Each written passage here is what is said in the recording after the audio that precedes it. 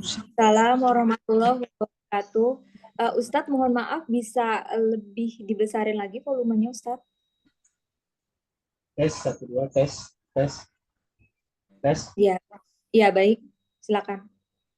Alhamdulillah, wassalatu wassalamu ala asrofil anbiya wal mursalin sayyidina wa nabiyina bil qasim mustafa Muhammad sallallahu alaihi wasallam wa ala alihi wa sayyidina tabi'in wa ashabihi min tabi'in wa ala alihi.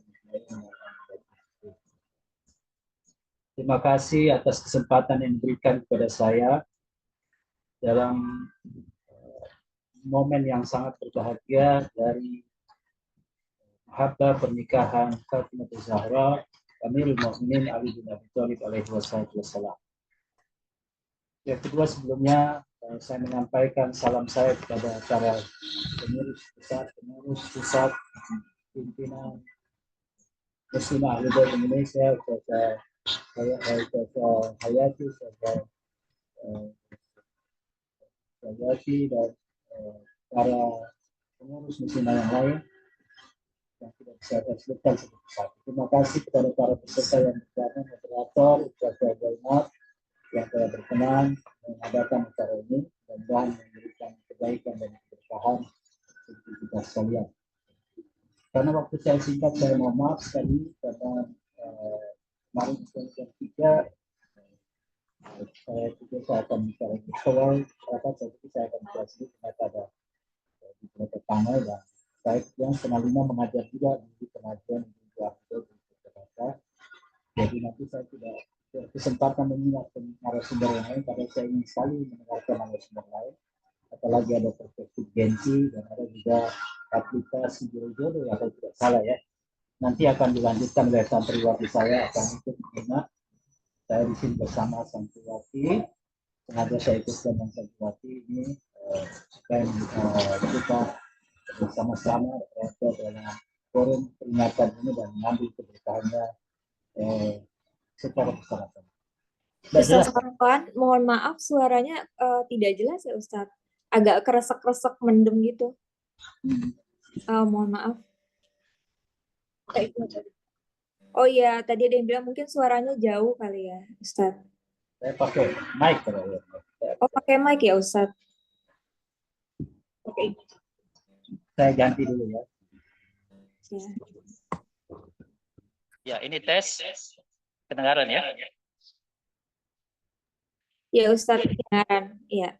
Terima kasih. Saya lanjutkan saja, tidak perlu saya ulangi yang sudah di awal tadi. Tema saya tentang kosmologi pernikahan. Secara singkat, saya akan menyampaikan 5 hal. Dan di akhir saya nanti akan menyampaikan rekomendasi. Yang pertama, kosmologi pernikahan ini adalah satu pembicaraan yang ingin mengaitkan hubungan antara segi fisik manusia, segi dohirnya manusia, atau segi alamnya manusia, dan terkait dengan segi batinnya manusia, sehingga kita mengaitkan antara lahir dan batin untuk menautkan atau mengaitkan kedua segi itu kepada Tuhan. Itulah yang disebut kosmologi, mengaitkan alam, jiwa dengan Tuhannya. Kosmologi ini ingin mengatakan bahwa pengaitan itu menjadi penting karena manusia itu selain dia berhubungan dengan dirinya, dia juga berhubungan dengan alam, fisik. Dan fisik itu alam. Dan sebenarnya manusia itu, fisik itu bukanlah dirinya. Dirinya yang sesungguhnya adalah jiwanya. Karena itu manusia harus dibedakan dalam segi jiwa dan dalam segi fisik. Kata Ibn Arabi, mereka yang mendekati perempuan dalam teori kosmologi hanya dari segi fisik, maka berarti dia sebenarnya tidak mengerti tentang perempuan itu sendiri. Nah, di dalam kosmologi, perempuan pada dirinya adalah segi jiwa. Ada juga perempuan segi fisik, tetapi yang utama adalah segi jiwanya. Nah, yang menentukan dalam kosmologi, pusat keseimbangan kosmologi itu adalah di jiwa perempuan. Itu teori kosmologi. Yang kedua, mengapa teori kosmologi mengaitkan dengan perempuan? Karena asumsi kosmologi bahwa perempuan itu adalah jalan dari kesempurnaan berlangsungnya penciptaan manusia. Adam yang sudah ada di surga, sudah menempati surga, itu tidak mencukupi. Adam membutuhkan keluar dari surga karena pembicaraan atau pengaruh pembicaraan dari Siti Hawa. Dan kemudian keluarlah Adam dari surga untuk mengikuti apa yang menjadi keinginan Siti Hawa. Dan karena itulah bagi Adam kesempurnaan itu ketika dia menemukan Hawa di dalam perbuatan. Nah, hubungan antara Adam dan Hawa adalah perbuatan, dan perbuatan itu yang disebut pernikahan. Pernikahan di dalam kosmologi diartikan sesuatu memasuki sesuatu yang lain. Kalau pernikahan dalam arti fisik itu seksualitas. Padahal seksualitas dalam kosmologi bukanlah diri manusia yang sesungguhnya. Diri manusia yang sesungguhnya adalah perkawinan batin atau jiwa. Jadi artinya perkawinan dalam kosmologi itu diartikan secara jiwa adalah sesuatu memasuki sesuatu lain. Jiwa laki-laki memasuki jiwa perempuan. Dalam teori psikologi, laki-laki bergerak dengan akalnya untuk mendekati hati perempuan. Karena itu pernikahan dalam kosmologi adalah pernikahan antara akal dan hati. Dan itulah perjalanan yang utama dalam pernikahan adalah menyempurnanya akal dengan hati. Segi akal itu adalah segi rasional, ya. Segi akal itu segi objektif. Segi hati itu adalah segi kehangatan, segi cinta, segi subjektif. Karena itu pernikahan adalah sesuatu memasuki sesuatu yang lain. Di dalam arti seksualitas, kelamin laki-laki memasuki kelamin perempuan. Artinya di dalam jiwa pun dimaknai bahwa akal laki-laki itulah yang memasuki hati perempuan. Itulah kira-kira pemaknaan kosmologi. Nah, pemaknaan kosmologi ini menjelaskan bahwa di dalam pernikahan itu laki-laki lah yang kemudian aktif datang, kemudian melamar. Nah, kemudian perempuanlah yang menerima, mendengarkan, dan seterusnya, dan seterusnya. Oleh karena itu, perkawinan itu dalam kosmologi adalah aktifnya jiwa laki-laki menuju kepada jiwa perempuan. Itu di dalam permulaan pernikahan. Tujuan pernikahan adalah keseimbangan antara jiwa laki-laki dan jiwa perempuan. Manusia itu adalah keseimbangan antara akal dan hati, atau yang lebih tinggi adalah kesempurnaan akal itu ada di hati. Bukankah orang yang hanya meyakini sesuatu dengan akalnya, belum tentu dia mengikuti apa yang dia ketahui itu, kecuali hanya dengan hatinya. Karena itu, dasar kesempurnaan akal itu ada di hati. Diasumsikan dalam kosmologi, dasar kesempurnaan laki-laki itu ada di perempuan. Imam Ja'far Shadiq alaihi wassalam mengatakan, pada diri perempuan terdapat kebaikan yang banyak. Sebaik-baik kalian, kata Rasul, adalah yang paling baik terhadap istrinya. Dan Rasul Shallallahu Alaihi Wasallam, akulah yang paling baik terhadap istriku. Sebaik-baik kalian adalah yang memberikan yang terbaik pada memuliakan, tidak memuliakan perempuan kecuali orang mulia, dan tidak menghinakan perempuan kecuali orang hina. Ada banyak kebaikan di dalam diri perempuan. Ini asumsi teologis. Artinya perempuan itu dirancang untuk memberikan kebaikan banyak pada diri laki-laki. Perempuan dirancang di dalam asumsi kosmologi dikondisikan untuk menjadi dasar moral bagaimana laki-laki itu. Karena itu selalu dikatakan yang menentukan sebenarnya dalam teori kosmologi itu adalah pada kekuatan perempuan. Bukankah Adam keluar dari surga karena kekuatan Siti Hawa alaihi wassalam? Dan karena itu Adam kehilangan bagiannya dan dia mengejar bagian itu pada Hawa. Dan Hawa melihat bahwa Adam adalah asal konfigurasi kesempurnaannya. Memang teori-teori seperti ini tidak terlalu banyak dikaji di dalam konteks intelektualisme Islam di Indonesia. Referensi yang saya gunakan adalah Dr. Sachiko Murata dan Ayatullah Jawadi Amuli. Al-Mar'ah wa Jamaluha wa Jalulaha. Keindahan dan keagungan perempuan, kemudian The Tao of Islam, Sachiko Murata. Dengan pengantar ini, kita memahami bahwa arti kosmologi pernikahan adalah satu bangunan dalam diri manusia antara laki-laki dan perempuan untuk membentuk ikatan di dalam batinnya. Untuk membentuk ikatan dalam batinnya.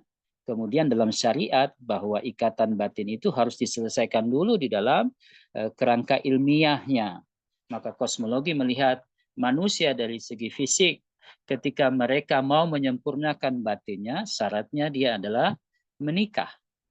Maka kesempurnaan laki-laki dan perempuan dalam perjalanan itu secara ilmiah, secara fisik, kosmologi mengatakan manusia itu punya sisi fisik, punya sisi jiwa, dan punya sisi hakikat atau yang kita sebut akal, hati, dan seterusnya. Maka proses perjalanan pernikahan itu dari perjalanan fisik menuju kepada cinta.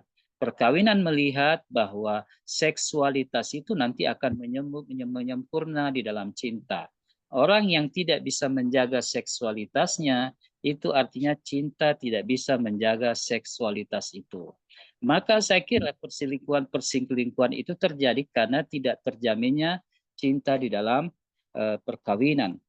Dan ketika kita ingin merefleksikan cinta, mahabbah itu bisa kita lihat pada Sayyidatun Nisa'il Alamin, pada Amirul Mukminin Ali bin Abi Thalib, dan penjabaran-penjabaran yang cukup panjang, elaborasi yang panjang dari Imam Ali di dalam Nahjul Balagha. Teman-teman sekalian, saudara-saudara sekalian yang berbahagia, hadirin hadirat yang dimuliakan Allah Subhanahu wa taala. Oleh karena itu, dianggap bahwa pernikahan inilah menjadi jalan kesempurnaan. Kosmologi mengatakan pernikahan itu adalah jalan kesempurnaan. Diasumsikan bahwa manusia itu mereka memiliki kekurangan-kekurangan. Nah, kekurangan-kekurangan itulah yang kemudian disempurnakan dengan pernikahan. Dan banyak sekali riwayat mengatakan bahwa orang-orang yang tidak menikah itu, maka berapapun amalan baik sholat malamnya dan sebagainya, itu tidak lebih mulia daripada orang yang menikah, karena mereka tidur di dalam keadaan tidak menikah. Dan juga banyak sekali hadis mengatakan makruh bagi orang itu hidup sendiri padahal dia sudah bisa menikah, dan banyak sekali hadis-hadis tentang demikian. Nah, sebab teman-teman sekalian, saudara-saudara sekalian, dengan begitu kosmologi pernikahan menimbang bahwa manusia itu secara fitrah sesuai dengan kecenderungannya adalah untuk berpasangan, dan itu Quran juga menjelaskan banyak sekali ayat tentang pernikahan, bagaimana laki-laki dan perempuan diciptakan nafsin wahidati, dari diri yang satu, dan dia akan kembali kepada yang satu. Oleh karena itu, kosmologi pernikahan sebagai bagian pertama sudah saya berikan catatan.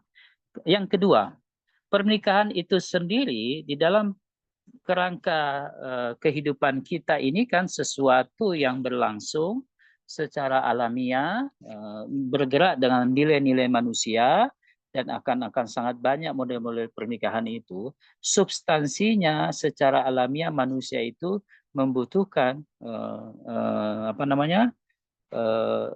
membutuhkan lawan jenisnya untuk dia menguatkan batinnya dan seterusnya dan seterusnya. Karena itu di dalam teori pernikahan kita melihat ada tujuan dan fungsi pernikahan. Di dalam tujuan pernikahan ada yang kita kenal dengan sakinah, mawaddah, warahmah.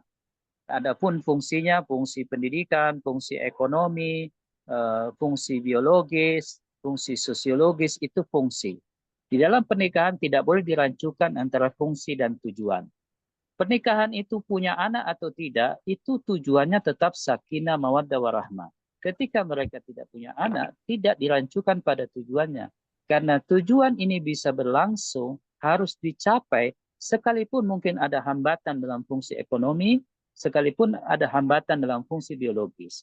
Jadi fungsi keluarga, fungsi pernikahan itu tidak merancukan tujuan dari pernikahan. Tujuan pernikahan itu adalah sakinah, mawaddah, warahmah. Berpasangan. Itu tujuan dari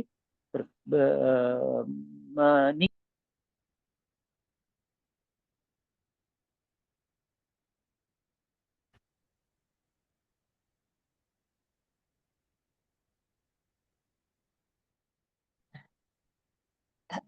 Ustadz, Ustadz, mic-nya sepertinya ke mute, Ustadz.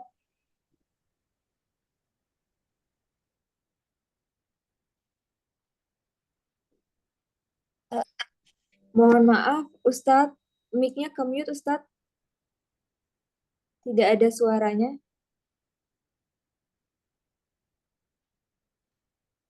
Bisa minta tolong?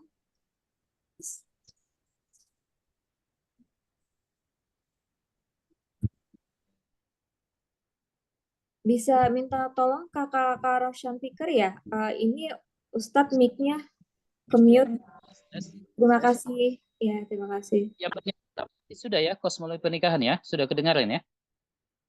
Iya, sudah Ustadz. Silakan. Pernikahan sudah bagian pertama ya? Iya, sudah bagian pertama sudah. Bagian kedua, pernikahan itu adalah segi alamiah manusia, segi fitrah manusia. Jadi, apakah pernikahan itu membutuhkan hukum kewajiban? Tidak, pernikahan itu alami. Karena itu orang menikah itu tidak menikah itu tidak berdosa karena dia bukan kewajiban. Dia adalah satu penekanan-penekanan yang sangat tinggi. Nah, itulah yang menarik dalam teori agama. Mengapa sesuatu yang tidak diwajibkan, tetapi pernikahan begitu tinggi peringkatnya? Bahkan di dalam teori Al-Quran, dia satu tingkat di bawah tauhid di dalam kerangka kosmologi. Padahal dia bukan sesuatu yang diwajibkan. Mengapa pernikahan dikatakan separuh dari iman? Kalau memang dia separuh dari iman, kenapa tidak diwajibkan? Artinya pernikahan itu lebih tinggi bobot moralnya, lebih besar dasar penyempurnaannya secara moral, karena itu tuntutan tertinggi adalah kesadaran manusia. Inilah institusi yang sangat menarik karena datang dikonstruksi oleh pandangan agama bukan dengan hukum, dengan kewajiban, tetapi datang dengan pandangan akhlak tertinggi. Sehingga ayat Al-Quran surah 30 ayat 21, Ar-Rum ayat 21 yang saya bacakan tadi, bahwa pertama berkecenderungan terhadap dirinya untuk menjadikan dia tenang. Litaskunu ilaiha, supaya dia menjadi tenang. Sakinah. Setelah sakinah, barulah masuk pada tujuan kedua dan tiga, wa ja'ala bainakum mawaddah warahmah. Jadi ini sesuatu yang secara kosmologi harus dibedakan. Bahwa tujuan pertama pernikahan sesuai dengan segi alamiah. Artinya tujuan pertama pernikahan itu adalah segi psikologis. Itu yang disebut sakan, yang di dalam akar kata di dalam terminologi bahasa Arab itu diartikan orang yang tenang, orang yang reda, orang yang mengalami peredaan, orang yang stabil setelah dia bergerak-gerak. Jadi tujuan sakinah itu adalah tujuan yang dalam kosmologi adalah segi alam, segi fisik. Itulah yang disebut sakinah, psikologis. Setelah sakinah terpenuhi, yang dalam Sachiko Murata disebut perkawinan alamiah, perkawinan elementer, setelah itu terpenuhi, barulah dia masuk pada perkawinan jiwa. Jadi pada perkawinan fisik, perkawinan alami, yang mau didapat adalah sakinah, ketenangan yang sifatnya psikologis, fisik. Setelah pernikahan fisik yang kita dapatkan adalah sakinah, wa ja'ala bainakum mawaddah warahmah. Kemudian kamu dijadikan menjadi mawaddah warahmah. Nah, mawaddah ini adalah perkawinan jiwa. Nah, perkawinan jiwa ini mawaddah itu diartikan di dalam tafsir Allamah Tabatabai, artinya cinta yang memiliki efek perbuatan. Karena itu menarik bahwa pernikahan itu, cinta itu dalam pengertian mawaddah adalah perbuatan. Cinta itu bukan perasaan, bukan psikologis. Orang bisa menikah tanpa cinta, yang tercapai adalah sakinah. Tapi belum tentu dia tidak mungkin mendapatkan mawaddah. Bisa mendapatkan ketenangan, tapi tidak dapat mawaddahnya. Nah, kalau cinta pernikahan dalam mawaddah, dalam perkawinan jiwa pada tahap kedua kosmologi yang disebut mawaddah itu adalah cinta dalam perbuatan. Maka dalam teori kosmologi saya tidak percaya cinta di luar pernikahan. Karena cinta di luar pernikahan itu tidak memiliki kaitan perbuatan. Cinta di luar pernikahan itu hanya psikologis. hanya imajinatif. Dan itu hanya bersentuhan dengan segi emosi. Sedangkan cinta di dalam teori mahabbah Ahlul Bait alaihi wassalam adalah cinta dalam bentuk perbuatan. Nah, wujud pernikahan itu adalah mewujudkan cinta dalam perbuatan. Mawaddah ini disebut perkawinan filosofis dalam jiwa kita, di mana mereka adalah dua arah. Ya. Mawaddah adalah perkawinan dua arah, di mana mereka melihat masing-masing perilaku mereka. Masing-masing dalam perkawinan sudah mulai melihat bagaimana perbuatannya. Apa yang dikatakan cinta di luar perkawinan itu akan sangat beda cinta dalam perkawinan. Karena cinta dalam perkawinan pada mawaddah itu, pada tujuan mawaddah, berefek pada perbuatan. Itu penafsiran Allamah Tabatabai. Dengan begitu, mawaddah ini membutuhkan pemahaman. Nah, ini yang kemudian kita sebut pernikahan filosofis. Pada fisik itu hanya pernikahan psikologis. Nafs. Nah, ketika perkawinan nafs, itulah yang kemudian dikatakan seorang perempuan, zawwajtukan nafs, saya nikahkan diri saya.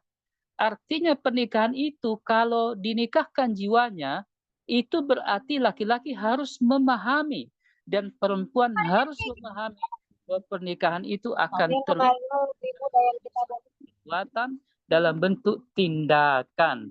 Disitulah nanti teruji apakah dia hanya pada level psikologis atau memang akan mencapai derajat perkawinan filosofis di mana dia membutuhkan saling memahami dua arah. Itulah fase pernikahan yang filosofis atau yang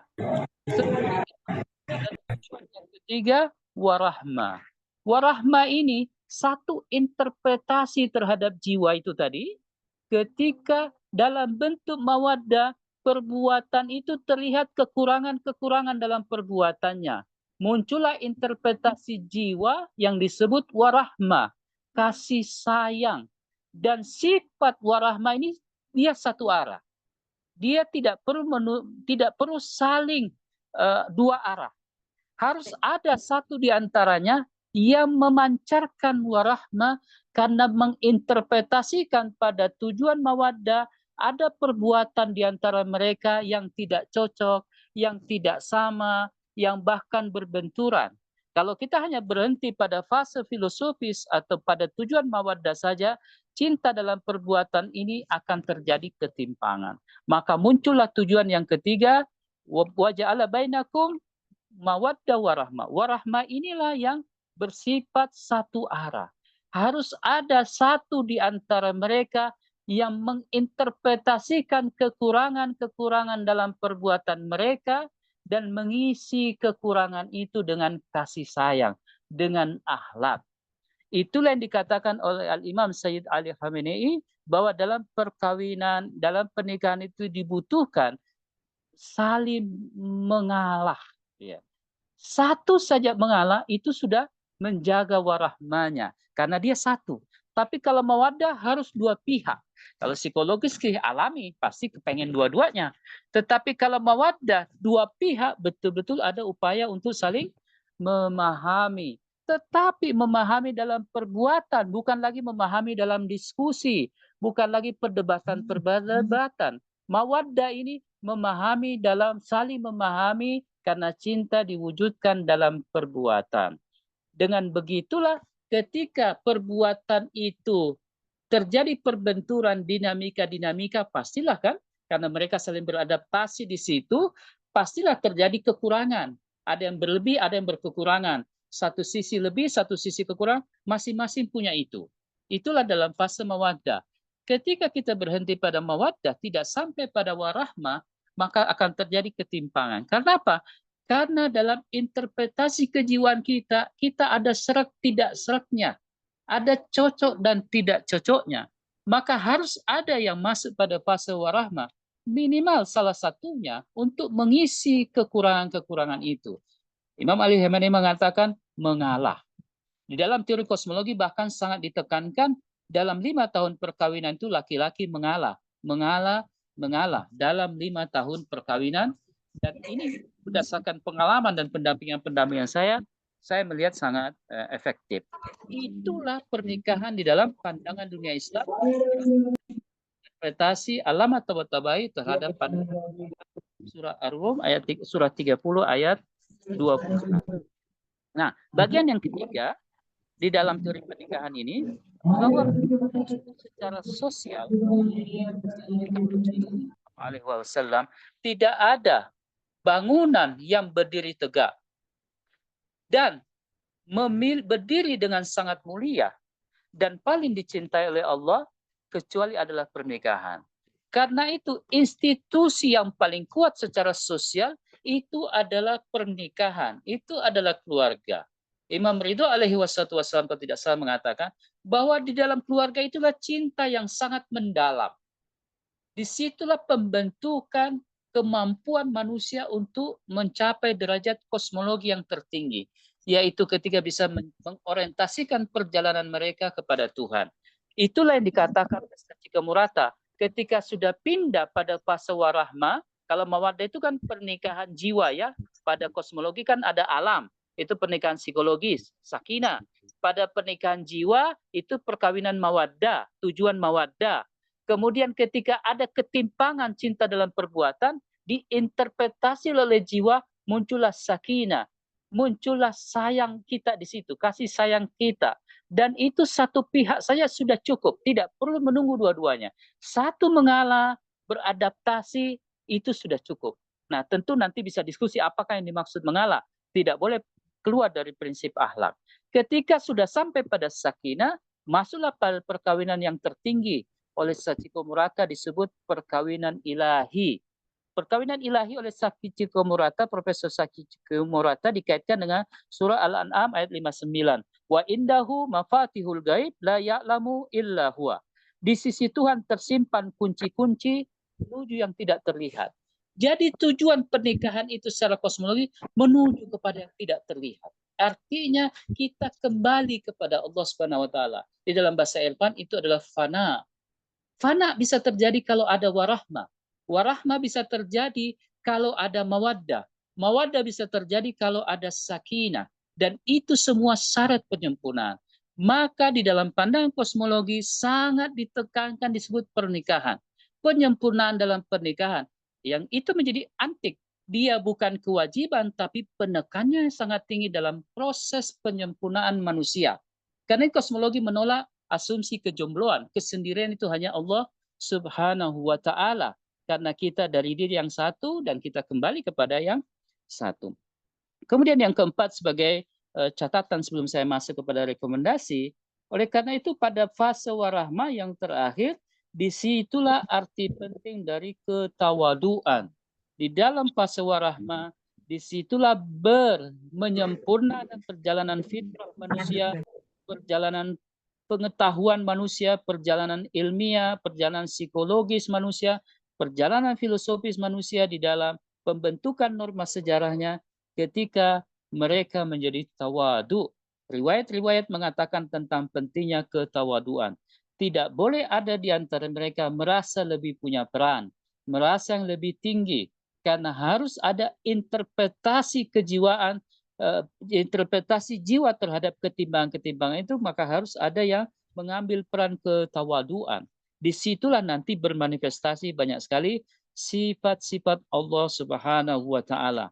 Dan ketawaduan ini adalah fungsi yang tujuan yang bisa ketawaduan ini adalah jalan konstruktif di dalam membentuk pernikahan. Dan karena itu di dalam fungsi keempat inilah terbangun satu ruang bagaimana pernikahan itu menjadi kekuatan transformasi, karena di situ ada dialog. Pasangan kita bukan hanya sebagai suami istri, menjadi teman, ya, menjadi fungsi pengingatan, dan banyak sekali fungsi-fungsi spiritual di dalam perkawinan. Kemudian yang terakhir sebagai rekomendasi saya, pertama, jika kita ingin mengantisipasi persoalan hari kasih sayang ini, tentulah harus kita lakukan dengan gerakan kebangkitan keluarga. Kita tidak bisa sekedar mengecam tentunya hari-hari seperti itu, sebagaimana semangat dari acara yang dilakukan oleh Pimnasma ini, kita tidak hanya berhenti pada mengecam ini, kita harus bagaimana menawarkan gerakan kebangkitan keluarga ini sebagai pondasi hari kasih sayang. Problemnya hari kasih sayang ini adalah problem anak-anak muda yang mungkin terkait dengan dunia mereka sendiri. Sedangkan hari mahabbah kita ini adalah hari pernikahan. Oleh karena itu, rekomendasi pertama bagaimana dijadikan momentum hari mahabbah ini bagi semua, terutama bagi para pencinta Ahlul Bait, sungguh-sungguh pasangan suami istri itu muncul dalam momen seperti ini. Bukan hanya istri-istri yang muncul dalam hari mahabbah, bukan hanya perempuan-perempuan yang manggal. Kita berharap Mai bisa melakukan FGD yang pesertanya adalah pasangan suami istri, bukan hanya perempuan saja. Saya mengajar di pengajian ibu-ibu dan pengajian pasangan itu yang paling susah datang itu laki-laki. Yang sering datang mengeluh hanya perempuan. Bahkan hasil data penelitian yang saya dapatkan dari seorang psikolog, kalau ada konsultasi keluarga yang paling banyak adalah perempuan, istri. Nah, karena itu gerakan Mai ini tidak akan bisa berkembang dengan baik kalau tidak ditunjang oleh ormas-ormas kita yang lain seperti ABI atau organisasi lagi yang memang sangat berkepentingan untuk melakukan FGD keluarga yang isinya adalah pasangan suami istri. Itu rekomendasi yang pertama. Rekomendasi yang kedua, saya berharap Mai bisa merancang satu lokakarya bagaimana bentuk pengejawantahan peringatan Hari Mahabbah pada tahun depan yang menyasar pada perempuan-perempuan muda, laki-laki muda yang belum menikah, terutama kepada mahasiswa. Saya kira Mai menjadi penting untuk menghadirkan dirinya dalam gerakan-gerakan Islam, gerakan mahasiswa yang Islam seperti Haimiwati, ya, Kohati, ya, dan gerakan-gerakan perempuan yang lainnya yang berbasis mahasiswa yang umumnya belum menikah.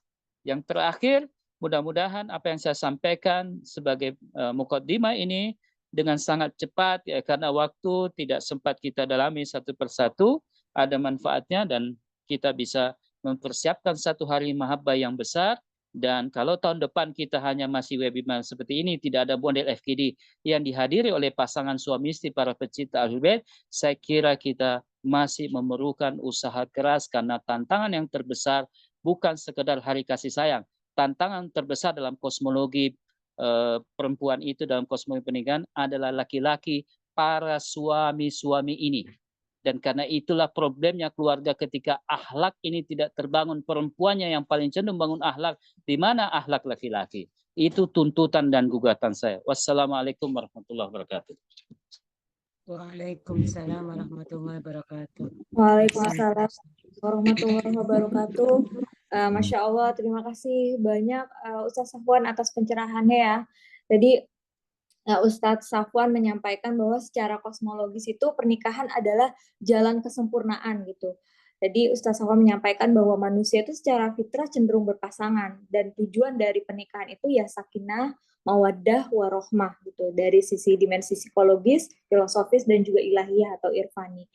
Dan juga tadi di highlight ya, saya highlight bahwa institusi yang paling kuat adalah keluarga karena melalui keluarga inilah, melalui institusi inilah kita dapat mencapai derajat kosmologi yang tertinggi. Dan tadi di akhir pemaparan Ustaz Safwan menyampaikan rekomendasi ya kepada organisasi kami Muslim Ahlul Bait Indonesia ke depannya. Yang pertama melakukan FGD ya, yang mana ini bukan hanya perempuan saja tetapi juga pasangan suami istri ya, laki-laki dan perempuan. Lalu lokakarya peringatan Hari Mahabbah yang menyasar perempuan dan laki-laki muda yang belum menikah. Wah, ini Masya Allah sekali ya Ustadz. Insya Allah nanti rekomendasinya bisa kami laksanakan di tahun mendatang ya. Terima kasih banyak. Nah, sebelum Ustadz ini ya izin keluar dari ruangan, mohon ini ya Ustadz, ada mungkin kita kasih kesempatan kepada peserta webinar untuk bertanya, yang 2 penanya kayak insya Allah ya. Silakan kepada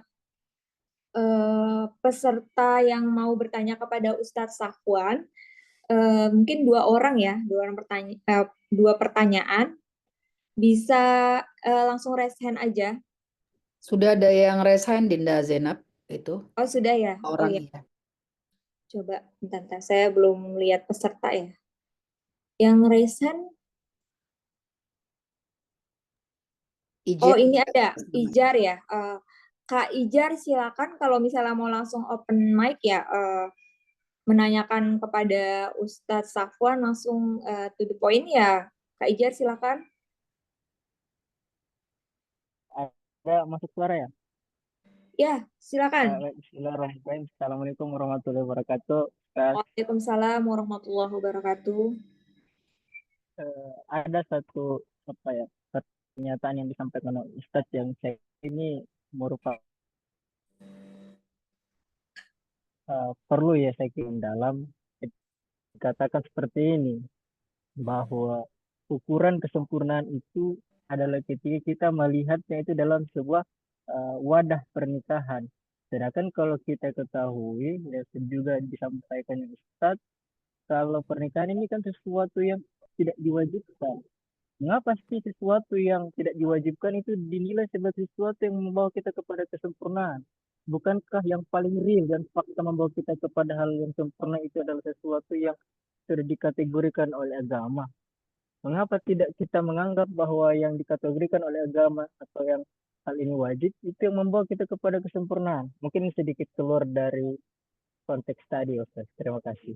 Ya, terima kasih banyak Kakak Ijar. Waalaikumsalam. Nanti dijawab satu lagi pertanyaan kepada Kak Enri atau Ibu nih ya, Ibu Eni Sri Utami, silakan. Terima kasih atas kesempatannya, Ustadz. Tadi dijelaskan bahwa pernikahan itu adalah fitrah manusia, bagian dari fitrah, dan dipandang sebagai ibadah. Kemudian tujuannya tidak hanya memenuhi kebutuhan biologis, tapi juga membangun keluarga sakinah, kemudian mawadah dan warahmah. Bagaimana Ustadz, ada sebagian pasangan suami istri yang tidak menginginkan, mohon maaf, menginginkan keturunan, Ustadz. Bagaimana menurut kosmologi pernikahan? Matur suwun. Wassalamualaikum warahmatullahi wabarakatuh. Waalaikumsalam warahmatullahi wabarakatuh. Terima kasih Ibu Eni. Silakan Ustaz Safwan untuk merespons atau menanggapi dua pertanyaan tadi dari Kak Ijar dan Ibu Eni. Dari Ijar, kita tahu bahwa kalau sesuatu diwajibkan dan kita melakukan dalam teori akhlak, teori etika, itu biasa, diwajibkan kok melakukan ya. Tapi kalau tidak diwajibkan melakukan, itu luar biasa gitu. Kalau kita diwajibkan bantu orang dan kita bantu karena kewajiban, itu hal yang biasa.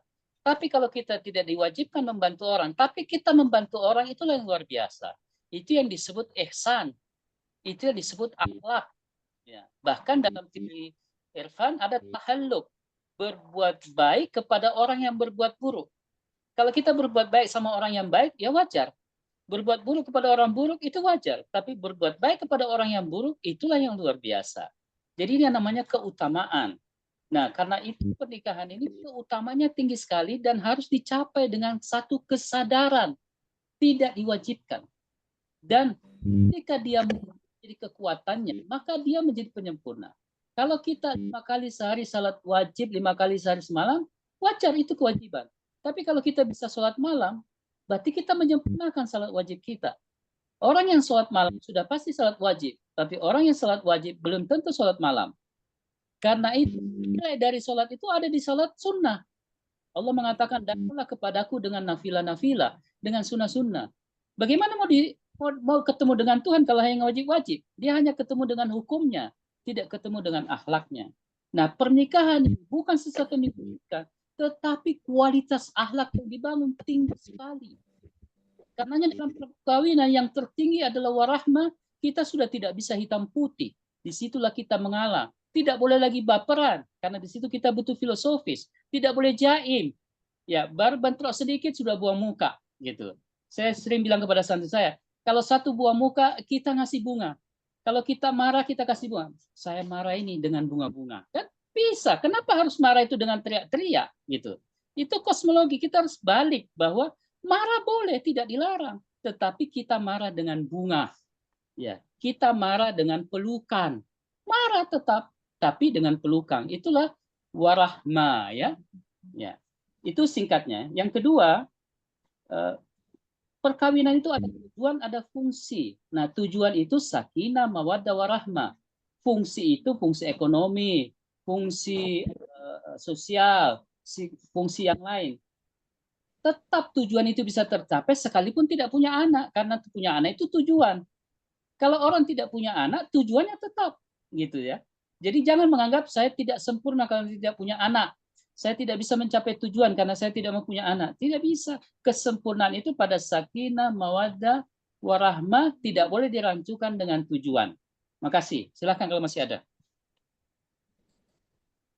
Baik, terima kasih Ustaz Safwan atas responsnya pada 2 pertanyaan. Berarti ini masih bisa ini ya, Ustaz, masih bisa ada, apakah ada yang raise hand lagi?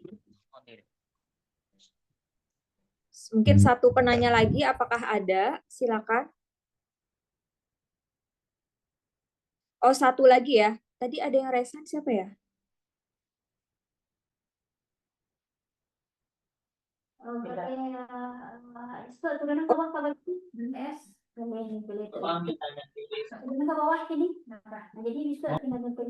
Silakan. Oh, seperti sudah cukup ya Ustadz ya, 2 pertanyaan ini tadi dari Kak Ijar dan Ibu Eni. Oh, ini ada di kolom chat ya. Salam Ustadz, mau tanya, apakah menikah itu kewajiban dari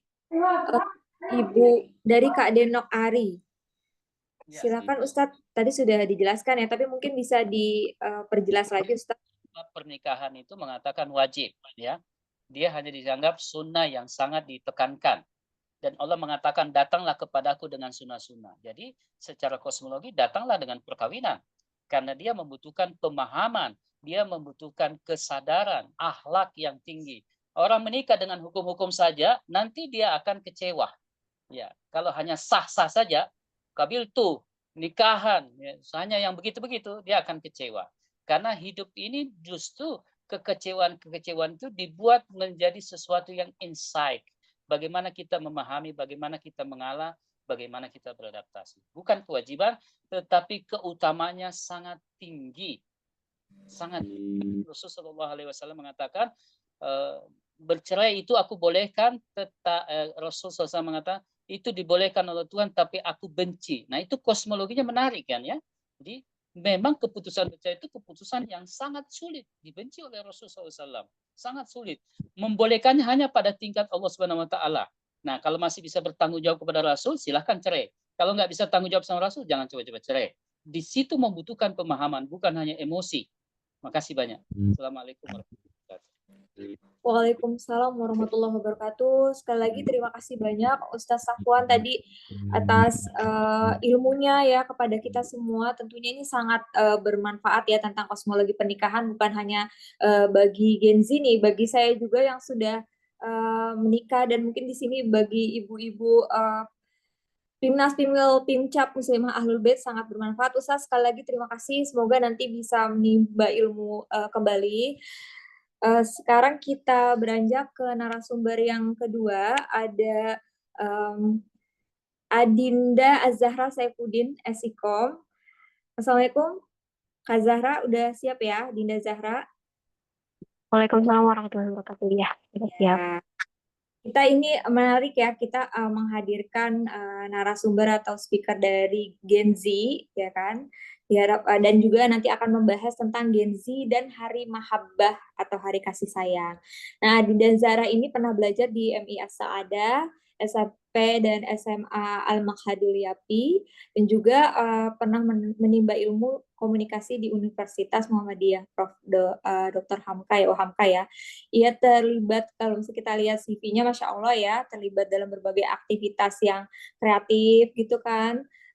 Dan ada beberapa pengalaman ya, pengalaman magang juga ya di beberapa institusi, terus juga ada mendapatkan sertifikasi dari Kampus Merdeka program Kemendikbud, Ristek dan Power, kerjasama dengan Power Academy, dan juga sebagai speaker literasi di era 5.0 dan speaker launching buku internalisasi ideologi IMF. Nah, kepada Adinda Zahra kami persilahkan untuk menyampaikan pemaparan dan juga perspektifnya tentunya. Silakan. Baik, Sebelumnya aku izin share. Oke, apakah Ya, sudah screen terlihat. sudah? Baik, terima Ya. kasih. Bismillahirrahmanirrahim. Allahumma shalli ala Muhammad wa ali Muhammad. Assalamualaikum warahmatullahi wabarakatuh. Perkenalkan semuanya, saya Zahra. Mungkin saya latar belakangnya agak sedikit kurang relevan dengan materi hari ini. Namun sebagai Gen Z yang sering menjadi tempat cerita bersama teman-teman, karena saya lahir eh, tahun 2001, masih tergolong Gen Z, izinkan saya share eh, materi hari ini, yaitu dengan judul Cinta dan Digitalisasi melalui Perspektif Gen Z. Nah, sebelumnya kenalan dulu yuk sama Gen Z. Gen Z itu siapa sih? Jadi Gen Z ini tuh generasi pertama yang tumbuh dengan teknologi digital sejak kecil seperti smartphone, internet, terus juga komputer, media sosial, dan lain sebagainya. Yang lahir sekitar tahun 1997 sampai 2012 ya. Mungkin teman-teman yang lahir pada bulan segitu termasuk ke dalam generasi Gen Z gitu. Nah, berbeda dengan generasi-generasi sebelumnya. Jadi yang paling pembeda dari Gen Z dengan generasi-generasi sebelumnya yaitu milenial maupun Gen X ataupun Boomer, generasi ini tuh sangat cepat beradaptasi dengan teknologi gitu. Jadi kita tahu bahwasanya teknologi itu kan terus berkembang, terus update, ada fitur baru bahkan mungkin setiap harinya gitu. Tapi Gen Z itu tidak ada mungkin akan mengalami hanya lebih sedikit kendala daripada generasi-generasi sebelumnya gitu. Jadi itu yang pembeda Gen Z dengan generasi-generasi sebelumnya. Lantas, apa sih relevansi dengan menghabah yakni pernikahan Imam Ali dan Sayyidah Fatimah gitu? Apakah ada pembeda ketika Gen Z melihat pernikahan dengan generasi-generasi sebelumnya gitu? Apa yang menjadi beda gitu? Nah, asumsinya kan kita tadi sebagai Gen Z itu lahir di generasi di mana akses tuh makin mudah. Kita tuh mudah untuk berkomunikasi karena uh, bahkan tuh secara global kita tuh sekarang mudah berkomunikasi dengan bukan hanya orang yang mungkin beda kota, tapi orang yang di luar negeri pun itu mudah bagi kita untuk um, reach out mereka dalam berkomunikasi. Nah, asumsinya ketika akses komunikasi terbuka, itu kan akan mudah bagi kita untuk menemukan pasangan atau jodoh gitu. Tetapi nyatanya, ironisnya, di Indonesia, menurut data BPS, Badan Pusat Statistik, jumlah pernikahan itu terus-menerus menurun. Gitu. Dan pada tahun 2003 tercatat sekitar 1,58 juta pernikahan, ini menurun sebesar 7,51%. Nah, itu kan angka yang sangat besar dan harus ditanyakan kenapa hal ini bisa terjadi dibandingkan tahun sebelumnya. Jadi ini sampai dicatat bahwa penurunan ini merupakan rekor terendah dalam satu dekade terakhir.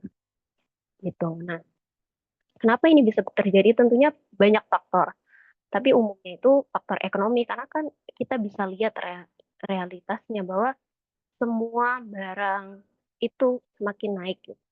Harga tanah, harga bahan pokok itu semua naik. Sehingga menjadikan Gen Z itu timbul rasa anxiety atau fear yang bahasa mudahnya itu cemas dan takut, khawatir karena perspektifnya, asumsinya kan kalau misalkan menikah itu harus ada rumah dan segala macam. Sehingga banyak dari Gen Z lebih fokus terhadap karir daripada pernikahan itu sendiri. Nah, yang selanjutnya itu ada persepsi terhadap pernikahan. Kalau ini dari internal, dari bagaimana seorang ayah dan ibu itu menggambarkan pernikahan itu sendiri. Sehingga itu jadi pemikiran anak-anak Gen Z terhadap pernikahan gitu. Ketika misalkan dia lahir dari keluarga yang harmonis dan penuh cinta, itu akan melahirkan anak-anak yang tentunya tangki cintanya itu penuh gitu. Memungkinkan lebih besar orang-orang yang lahir dengan melihat pernikahan itu indah, gitu. Melihat pernikahan itu penuh cinta karena ayah dan ibunya menampilkan hal tersebut gitu. karena manusia itu termasuk makhluk visual. Nah, selanjutnya isu negatif yang beredar. Kita tahu bahwasanya tadi disebutkan sebelumnya bahwasanya kita tuh mudah untuk mengakses informasi.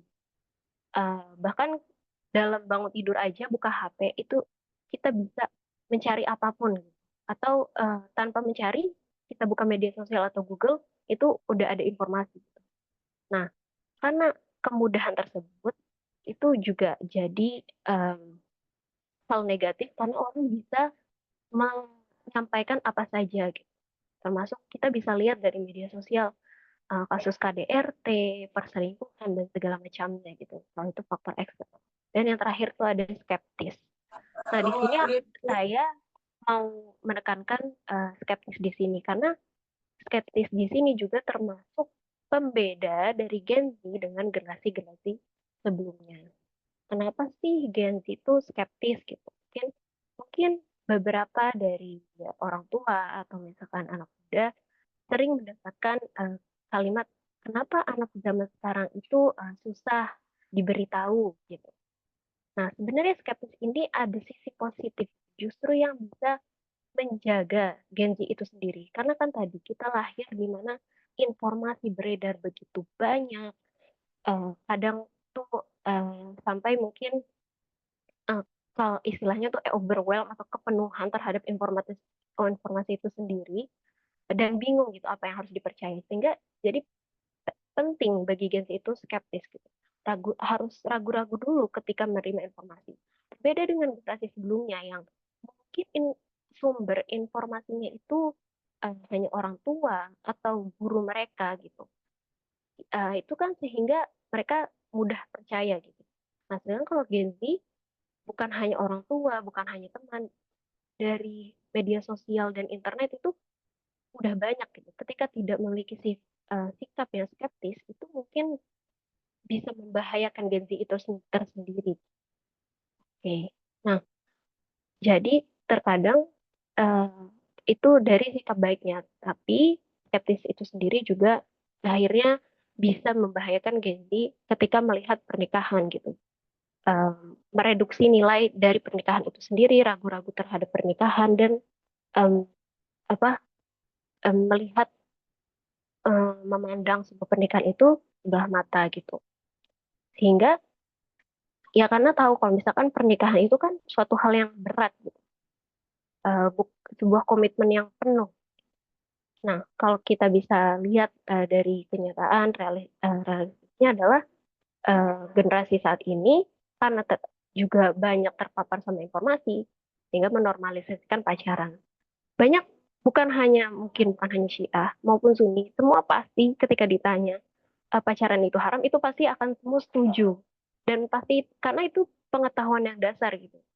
Hubungan non muhrim itu bukanlah hal yang disetujui oleh Tuhan. Tapi ya karena banyak faktor termasuk ekonomi dan segala macamnya dengan dalih mengenal lebih lanjut pasangan dan juga terpapar sama budaya-budaya luar gitu. Karena kan tadi Gen Z itu lahir diakses informasi yang mudah, melihat bagaimana orang-orang luar terkadang di mana Gen Z itu mengglorifikasi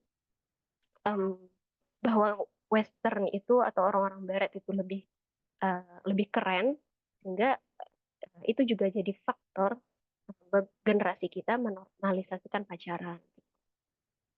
Nah, sehingga yang menjadi langkah berikutnya yang penting itu bagi orang-orang mungkin ya atau orang tua atau guru dan bagi Gen Z itu sendiri penting sekali memiliki sikap yang logis atau berlogika gitu yang nanti untuk kelanjutan beragama karena ya tadi gitu berbeda dengan generasi sebelumnya yang mungkin ketika diberitahu atau diberi ayat atau diberi hadis mungkin akan mudah ayat ini mengatakan ini hadis ini mengatakan ini gitu tapi berbeda mungkin dengan Gen Z yang memiliki cara berpikir yang berbeda karena banyaknya informasi sehingga akan menanyakan memang apa pentingnya dari pernikahan gitu. Menurut saya pribadi itu penting sih karena itu akan memperkuat landasan ketika seseorang untuk melakukan sesuatu. Bagaimana bagaimana orang itu melakukan sesuatu tapi tanpa dasar landasan yang kuat, itu kan aksinya dia akan goyah. Sebagaimana hadis mengatakan innamal a'malu binniyat gitu. Kalau dari dasar dan niatnya dari awal niat itu kan awal tujuan. Kalau dari awal tujuannya saja tidak kuat, itu kan eh, akan goyah kesananya. Jadi penting gitu bagi kita untuk berlogika dalam beragama gitu. Nah, tadi juga mungkin sudah disebutkan sama Ustaz Sofwan, di sini saya ingin mengulangi lagi, menikah itu kan menyempurnakan separuh agama. Nah, ini kan kalau dari perspektif atau POV-nya agama gitu. Nah, kenapa harus menikah ya? Karena menikah itu menyempurnakan separuh agama. Nah, agama di sini kan maksudnya adalah Islam. Islam itu kan artinya selamat. Nah, selamat dari apa? Ya pastinya dari segala mara bahaya, baik dari fisik, psikologis, sebagai tadi Ustaz Sofwan menjelaskan. Makanya kedua pasangan, di mana yang terdiri dari dua orang kekasih,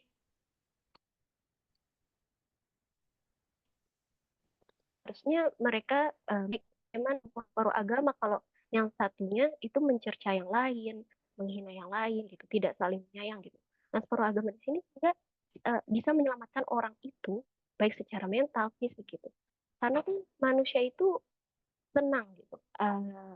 Dan banyak penelitian yang menunjukkan ketika kita diberikan ekspresi cinta, manusia itu di dalamnya akan lebih tumbuh secara mental dan fisik akan lebih sehat gitu daripada orang-orang yang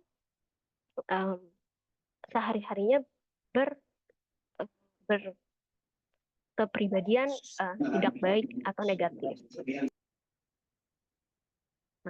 Nah, karena tadi pernikahan itu hanya akan menghasilkan dua hal, entah orang akan menjadi lebih baik atau lebih buruk. Karena sampai radikal itu kesimpulannya akan menghasilkan entah orang akan menjadi lebih baik atau lebih buruk. Kan berbeda dengan orang yang sebagian Ustaz Sofwan mengatakan orang yang menikah itu kan tujuannya tuh sangat mulia. Gitu. Dan berbeda dengan orang yang single yang dia pasti akan flat gitu atau datar kesehariannya. Karena misalkan orang yang menikah itu kan dua orang, dua kepala, pastinya berbeda. Bagaimana cara berkompromi atau berdiskusi itu kan tidak mudah dalam karena mungkin kalau dengan orang kantor, dengan teman, kita kan tidak hidup 24 jam bangun melihat orang itu lagi tidak seperti itu gitu. Nah, kalau pernikahan kan tiap hari melihat orang itu bagaimana dan itu sangat sulit gitu untuk misalkan tidak kesal membawa rasa tidak tenang di dalam hati itu kan sangat sulit gitu. Sehingga dalam manajemen sikap itu dibutuhkan kebajikan, kebijakan dalam mengatur hal-hal tersebut gitu. Sehingga kalau misalkan orangnya gampang marah atau misalkan yang satu ya tidak disiplin, itu kan nanti jadi pertengkaran. Gitu. Sehingga saya kesimpulan di sini orang yang menikah itu akan menjadi lebih baik atau lebih buruk. Gitu. Sebagaimana contoh saya mungkin bisa memberikan contoh karena kan orang baik akan menikah dengan orang baik. Misalkan orang yang satu kekasihnya itu suka bangun pagi itu jadi rutinitas. Itu kan hal yang baik ya. Bangun pagi setiap hari, terus dia beraktivitas gitu. Itu kan hal yang baik. Nah, yang satu lagi kekasihnya itu orang yang rajin tahajud gitu. Jadi kan bangunnya lebih pagi lagi. Nah, bagaimana orang yang tahajud itu? Karena kan orang kekasih kita aja sebagai teman aja ingin mengajak teman kita untuk melakukan yang menurut kita itu baik gitu. Apalagi kekasih, karena tujuannya tadi adalah Tuhan gitu. Bagaimana orang yang tahajud ini bisa mengkomunikasikan tahajud itu adalah suatu hal yang baik gitu, bisa bermanfaat bagi kehidupan, bagi kehidupan pun kehidupan setelahnya. Itu butuh skill atau kemampuan yang tidak mudah gitu. Bagaimana mengkomunikasikan, apalagi misalkan dari laki-laki ke perempuan, perempuan ke laki-laki. Mungkin kalau sesama perempuan memberitahu itu akan lebih mudah ya. Kayak karena kita tadi sesama gender. Tapi ini misalkan laki-lakinya yang tahajud, gimana cara komunikasi ke perempuan, gimana dia bisa tahu apa cara yang mana dia bisa tahu kalau itu efektif cara menyampaikan. Karena kalau misalkan dia paksa, itu kan bukan lagi selamat, itu bukan lagi keselamatan di dalam pernikahan, itu tidak menggunakan separuh agama yang tadi. Karena kalau dengan paksa nanti timbul kekerasan gitu. Tapi berbeda kalau misalkan dengan kelembutan, pun kelembutan juga ada cara-cara tertentu. Dan untuk orang yang tadi bangun pagi, pun gimana caranya dia menerima. Dan itu pun dari skill mungkin dunia gitu, kayak cara kita lebih legowo menerima nasihat, bagaimana kita mengkomunikasikan. Kan karena tidak semua orang itu mudah gitu mengkomunikasikan sesuatu, itu butuh kemampuan yang dilatih ya. Nah, di sini terakhir mungkin saya ingin mengutip, di sini ada sebuah studi, bahkan orang Barat pun sendiri yang menyatakan bahwasanya dari University of Virginia dalam proyek National Marriage Project menunjukkan bahwa pernikahan yang sehat bisa meningkatkan kesehatan mental dan fisik seseorang. Jadi mungkin tidak perlu, bukan tidak perlu, mungkin ini bisa menguatkan lagi, karena kan tadi asumsinya bahwa Gen Z itu lebih bisa didekati dengan pendekatan-pendekatan logika gitu. Kenapa harus menikah? Tadi kan udah dijelaskan berdasarkan agama. Nah, dikuatkan oleh teori dari sebuah studi di mana itu udah ada kenyataannya kalau misalkan pernikahan itu meningkatkan kesehatan mental seseorang gitu. Ya itu tadi berarti hadis itu kuat karena ya pasti hadis itu tanpa studi itu udah kuat gitu. Tapi kan terkadang namanya manusia butuh pembuktian-pembuktian lebih gitu. Sehingga di sini bisa menjadi bukti bahwasanya sebenarnya pernikahan yang sehat bisa meningkatkan kesehatan mental dan fisik seseorang. Namun pastinya banyak syarat-syaratnya dan syarat-syaratnya harus diusahakan oleh keduanya tentunya. Nah, yang terakhir ya tentu saja menyehatkan karena Imam Ali pun sendiri mengatakan, sungguh di saat aku melihatnya, tentu saja Sayyidah Fatimah, kegundahan dan kesedihan hilang dari diriku. Berarti kan jiwa Imam Ali ini udah sangat jauh, sangat terjaga dan selamat gitu dari kalau misalkan Gen Z sakit-sakit mental gitu. Karena baru melihat Sayyidah Fatimah aja gundah dan sedih itu hilang. Kan kalau Gen Z suka dikenal dengan orang-orang yang fokus terhadap penyakit-penyakit mental gitu. Sering gundah, sedih, gitu, atau khawatir. Tapi Imam Ali dengan melihat sosok Sayyidah Fatimah aja tuh udah hilang rasa-rasa sedih. Tentunya itu pasti Imam Ali dan Sayyidah Fatimah mengusahakan pernikahan tersebut gitu, bukan serta. Dan kita ketahui Imam Ali kan komunikasinya dan kemampuan-kemampuannya itu sangat hebat gitu. Tentu saja dan begitu pula sebaliknya. Terakhir deh saya terima kasih. Mohon maaf apabila ada kata yang salah dan kurang. Wassalamualaikum warahmatullahi wabarakatuh.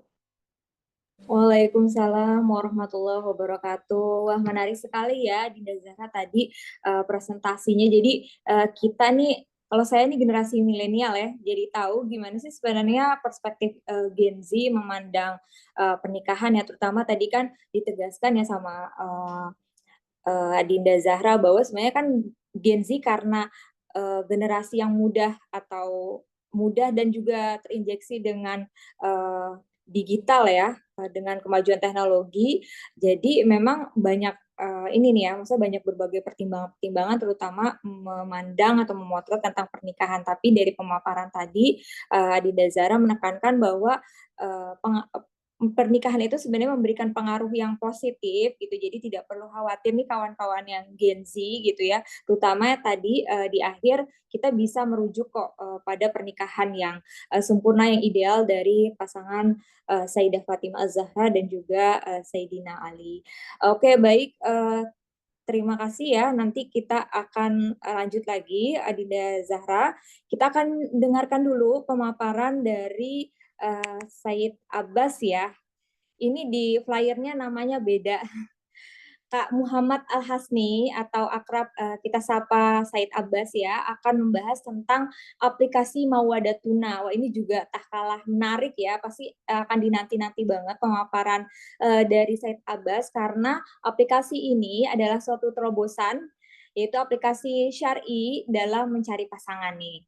Nah, beliau kalau misalnya kita lihat pernah menempuh pendidikan di SMP dan SMA Yapi Bangil ya, dan juga Hauzah Ilmiah Imam Ja'far Shadiq dan juga Madinatul Ilmi.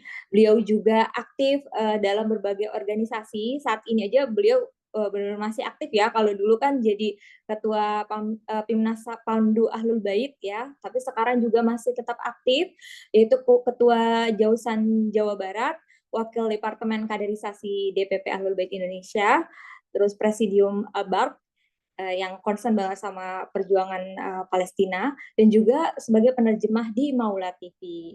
Nah, ini keren banget ya. Silakan Said Abbas, kami persilahkan untuk menyampaikan pemaparannya. Bismillahirrahmanirrahim. Ilahi bihaqqi Fatimata wa abiha wa ba'liha wa baniha. Wasiril mustauda'i fiha salli ala Muhammadin wa ali Muhammad. Pertama-tama yang saya muliakan Ketua Pimpinan Nasional Muslimah ABI, Ustadzah Hayati Muhammad.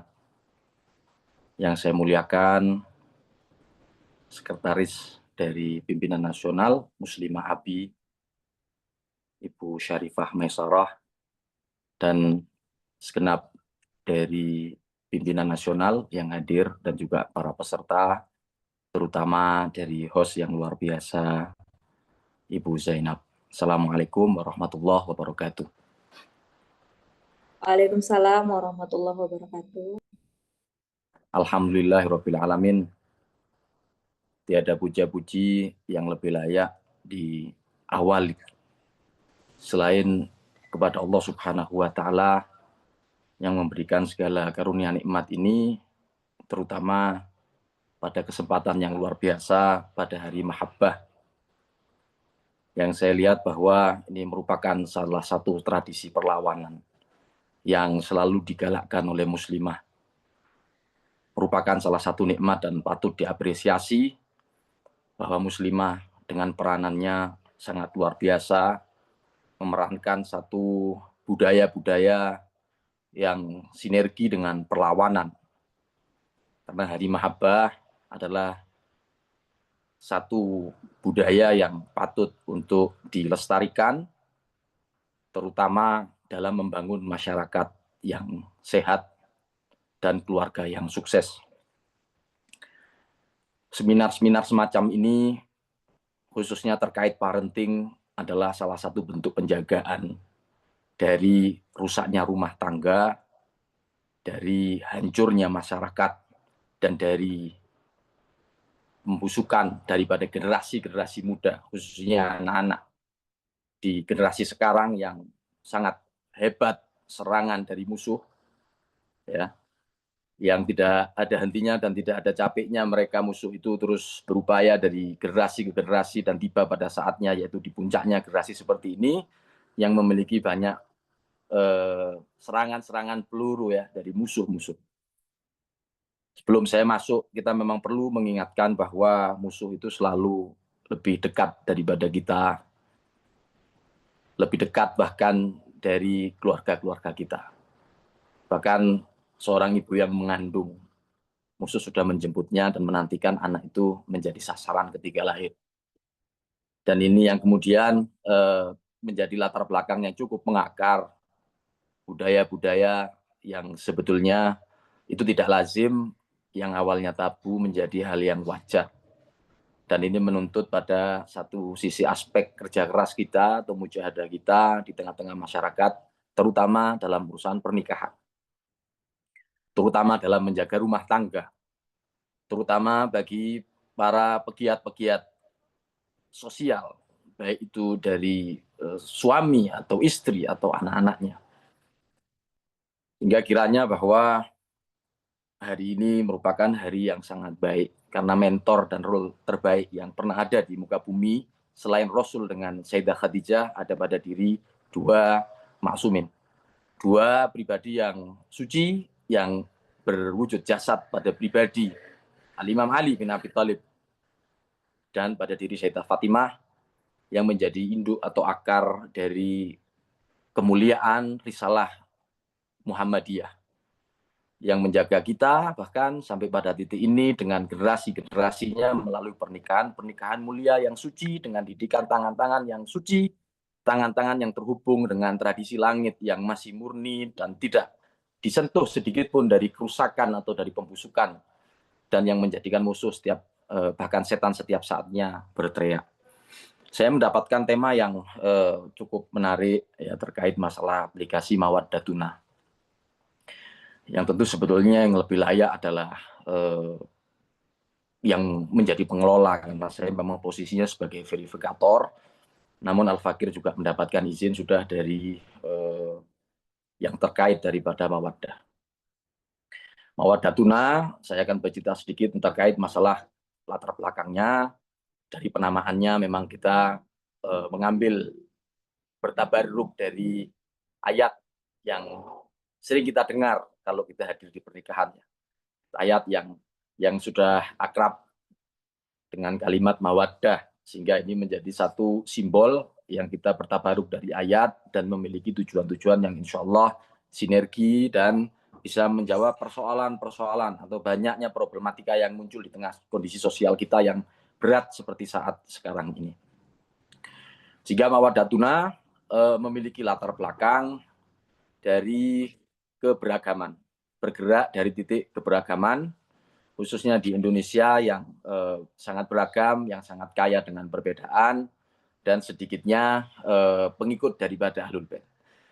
Sehingga tantangan ini akan lebih mudah untuk dipangku atau disambut oleh perbedaan-perbedaan yang menjadi kekhawatiran atau keresahan daripada setiap orang tua bahwa fakta anaknya dia tidak ingin diambil atau dipinang oleh perbedaan, ya, perbedaan baik dari segi ideologi atau mungkin naudzubillah dari agama, yang mana ini juga menjadi kasus yang cukup panjang, kasus yang tidak sepi ya, yang dalam pembahasan kita selalu ada obrolan-obrolan yang mengemuka di setiap jalsah atau majelis-majelis kita terkait masalah bagaimana orang tua itu dihadapkan dengan satu fakta yang mungkin dia bahkan tidak bisa mengelakkannya karena faktor anaknya sudah terlanjur suka ya dengan satu nasib yang mungkin dia tinggal di tempat yang jauh, sedikitnya pengikut Ahlul Bait, sehingga dari keresahan-keresahan semacam ini Mawaddatuna diinisiasi oleh para asatid, oleh para aktivis, ya aktivis dari beragam latar belakang yang beragam, juga dari beberapa orang-orang yang memiliki concern di sini, ya psikolog, ya kemudian ahli IT, bagaimana menggabungkan dengan kemajuan atau kemodernan zaman kita, menjawab dari perbedaan-perbedaan yang ada di tengah-tengah kita.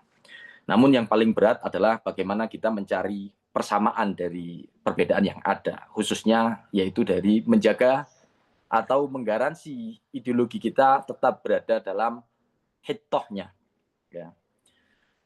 Mengapa? Karena kita harus merasa terancam, ya, harus merasa tidak aman dengan keberadaan generasi kita atau komunitas kita yang perlahan tergerus baik secara pergolakan atau bisa dikatakan persabungan dalam perbedaan keyakinan itu anak kita tertarik dan keluar dari keyakinannya atau adanya pilihan-pilihan yang sempat disampaikan oleh pembicara pertama tadi, dia memilih untuk tidak menikah ya karena mungkin pertimbangan-pertimbangan ya, kemudian hal-hal problem yang disampaikan oleh pembicara kedua terkait penyimpangan yang saya katakan mungkin saya anggap sebagai penyimpangan psikologi ya. Orang takut untuk menikah merasa kekurang, merasa tidak sempurna, kemudian merasa ekonominya belum mapan, kemudian dia merasa bahwa dia sudah merasa lebih tua daripada usia pada umumnya orang menikah, sehingga ini kemudian menjadi satu hal yang menghambat orang itu kemudian masuk kepada jenjang pernikahan. Nah, ini yang menginisiasi dan melatar belakangi mengapa para asatid dan kemudian dengan aktivis dan psikolog dan juga ada psikiater juga salah satunya, dan juga para orang yang memiliki keahlian atau skill dalam media atau IT itu mereka kemudian berkolaborasi bagaimana caranya ini bisa menjawab dari keresahan-keresahan dan permintaan-permintaan para orang tua yang mereka ingin betul-betul menikahkan anaknya, putra-putrinya dengan yang memiliki ideologi sama. Di Indonesia ini perlu saya tekankan bahwa banyak hal yang sudah terlanjur salah kaprah, ya, yang perlu kita luruskan terkait masalah pernikahan. Bahwa perjodohan itu menjadi hal yang sangat tabu, ya, mungkin ada orang yang menganggap itu adalah hal yang cukup menekan perasaannya. Artinya tidak semua itu siap, ya, orang tua itu mendorong anaknya untuk menikah, terlebih dia sebagai orang tua yang memiliki putri yang sudah masuk pada usia pernikahan, dia akan memiliki tantangan merasa bahwasannya mungkin saya merasa tidak terhormat ketika saya menawarkan putri saya kepada pihak lain, ya. Dia merasa bahwasannya pada umumnya orang datang meminang, mengapa saya harus mendorong putri saya harus menikah? Sepertinya kurang elok dan terlihat seperti anak saya tidak laku, anak saya kok kayak seolah tidak ada yang minat, kemudian saya harus menyodorkan kepada orang, padahal ini adalah hal yang sebetulnya menjadi keresahan-keresahan yang sifatnya adalah imajinatif dan psikologi semata. Ini salah satu bentuk salah kaprah yang saya katakan. Saya kurang lebih 8 tahun bergerak di organisasi kepemudaan, yang mana saya itu ingin merubah persepsi dari orang tua, ya. Khususnya ketika kita mengadakan acara-acara gathering yang di situ memuat atau mencakup pemuda dan pemudi dalam satu kegiatan. Yang tentu saja ini akan memancing polemik, ya, atau komentar-komentar negatif terkhusus daripada orang tua dari berbagai latar belakang, baik mungkin orang tua yang hauzawi, ya, orang tua yang mungkin juga akademik, orang tua yang non dari akademik atau hauzawi juga memiliki pandangan yang beragam dan banyak yang negatif, ya. Nah, acara kenapa diadakan? Ini laki sama perempuan kumpul jadi satu, ya kan? Nanti kumpul jadi satu, ngobrol dan lain sebagainya, ya. Ini adalah hal-hal yang mengemuka pada budaya kita di Indonesia. Padahal kita juga mempertimbangkan aspek-aspek yang syariat, ya. Organisasi yang terkontrol, dipandu adalah organisasi yang terhubung secara langsung pengawasannya dengan DPP Ahlul Bait. Ya, kita berkonsultasi, ya, kemudian menghadirkan keberadaan dari DPP, orang-orang yang ada di DPP sekaliber asatid sekalipun, bahkan dalam beberapa kesempatan juga ketua umum juga hadir dan ikut dalam acara tersebut. Pengawas melibatkan asatid-asatid yang tinggal di setempat, dan kemudian kita berkonsultasi terkait masalah hukum-hukum fikih ini yang menjadi satu hal polemik yang tentu saja saya tidak pernah sungkan dan malu menyampaikan kepada para pemuda bahwa ini adalah salah satu mukadimah dari memperkenalkan antar pemuda dan pemudi kita, yang kita berharap bahwa ini merupakan salah satu tradisi yang harus dan sudah harus didorong, bahwa sudah saatnya anak-anak kita memiliki satu pemahaman bahwa kita harus menikah dengan yang sesama Ahlul Bait. Jangan coba-coba kita berusaha untuk mengejawantahkan dari prinsip-prinsip yang tidak yang tidak mutlak, ya. Bahwa saya ingin mencoba tantangan merekrut pemudi yang non Syiah menjadi Syiah, atau sebaliknya saya ingin merekrut pemuda yang bukan Syiah menjadi pemulung Ahlul Bait. Tidak semuanya ini berhasil. Kalau kita bisa menghindarkan tantangan-tantangan yang berisiko, maka itu menjadi hal yang jauh lebih baik ketimbang kita harus terjerumus. Karena dalam pernikahan banyak faktor yang di luar kendali daripada kita.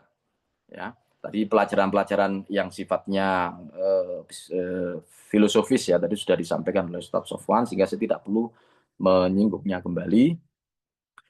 Namun bahwa tujuan daripada Mawaddatun itu tidak keluar daripada tujuan Islam dalam membangun rumah tangga, keluarga, ya. Artinya bahwa segala sesuatunya itu kita akan mentransformasikan sisi-sisi yang sifatnya itu parenting menjadi satu aplikasi yang mudah untuk dijangkau. Ya, kalau sekarang banyaknya asatid, tidak semua bisa merespon dengan cepat, sehingga aplikasi ini perlu kita sempurnakan. Pada awalnya memang pada tahapannya sekarang yang bisa segera kita launching dan sudah launching beberapa bulan yang lalu adalah aplikasi sifatnya perjodohan, namun tidak berhenti pada perjodohan. Esensi dari aplikasi ini adalah menjadi jawaban dan mediator tentang problematika yang hadir dalam keluarga.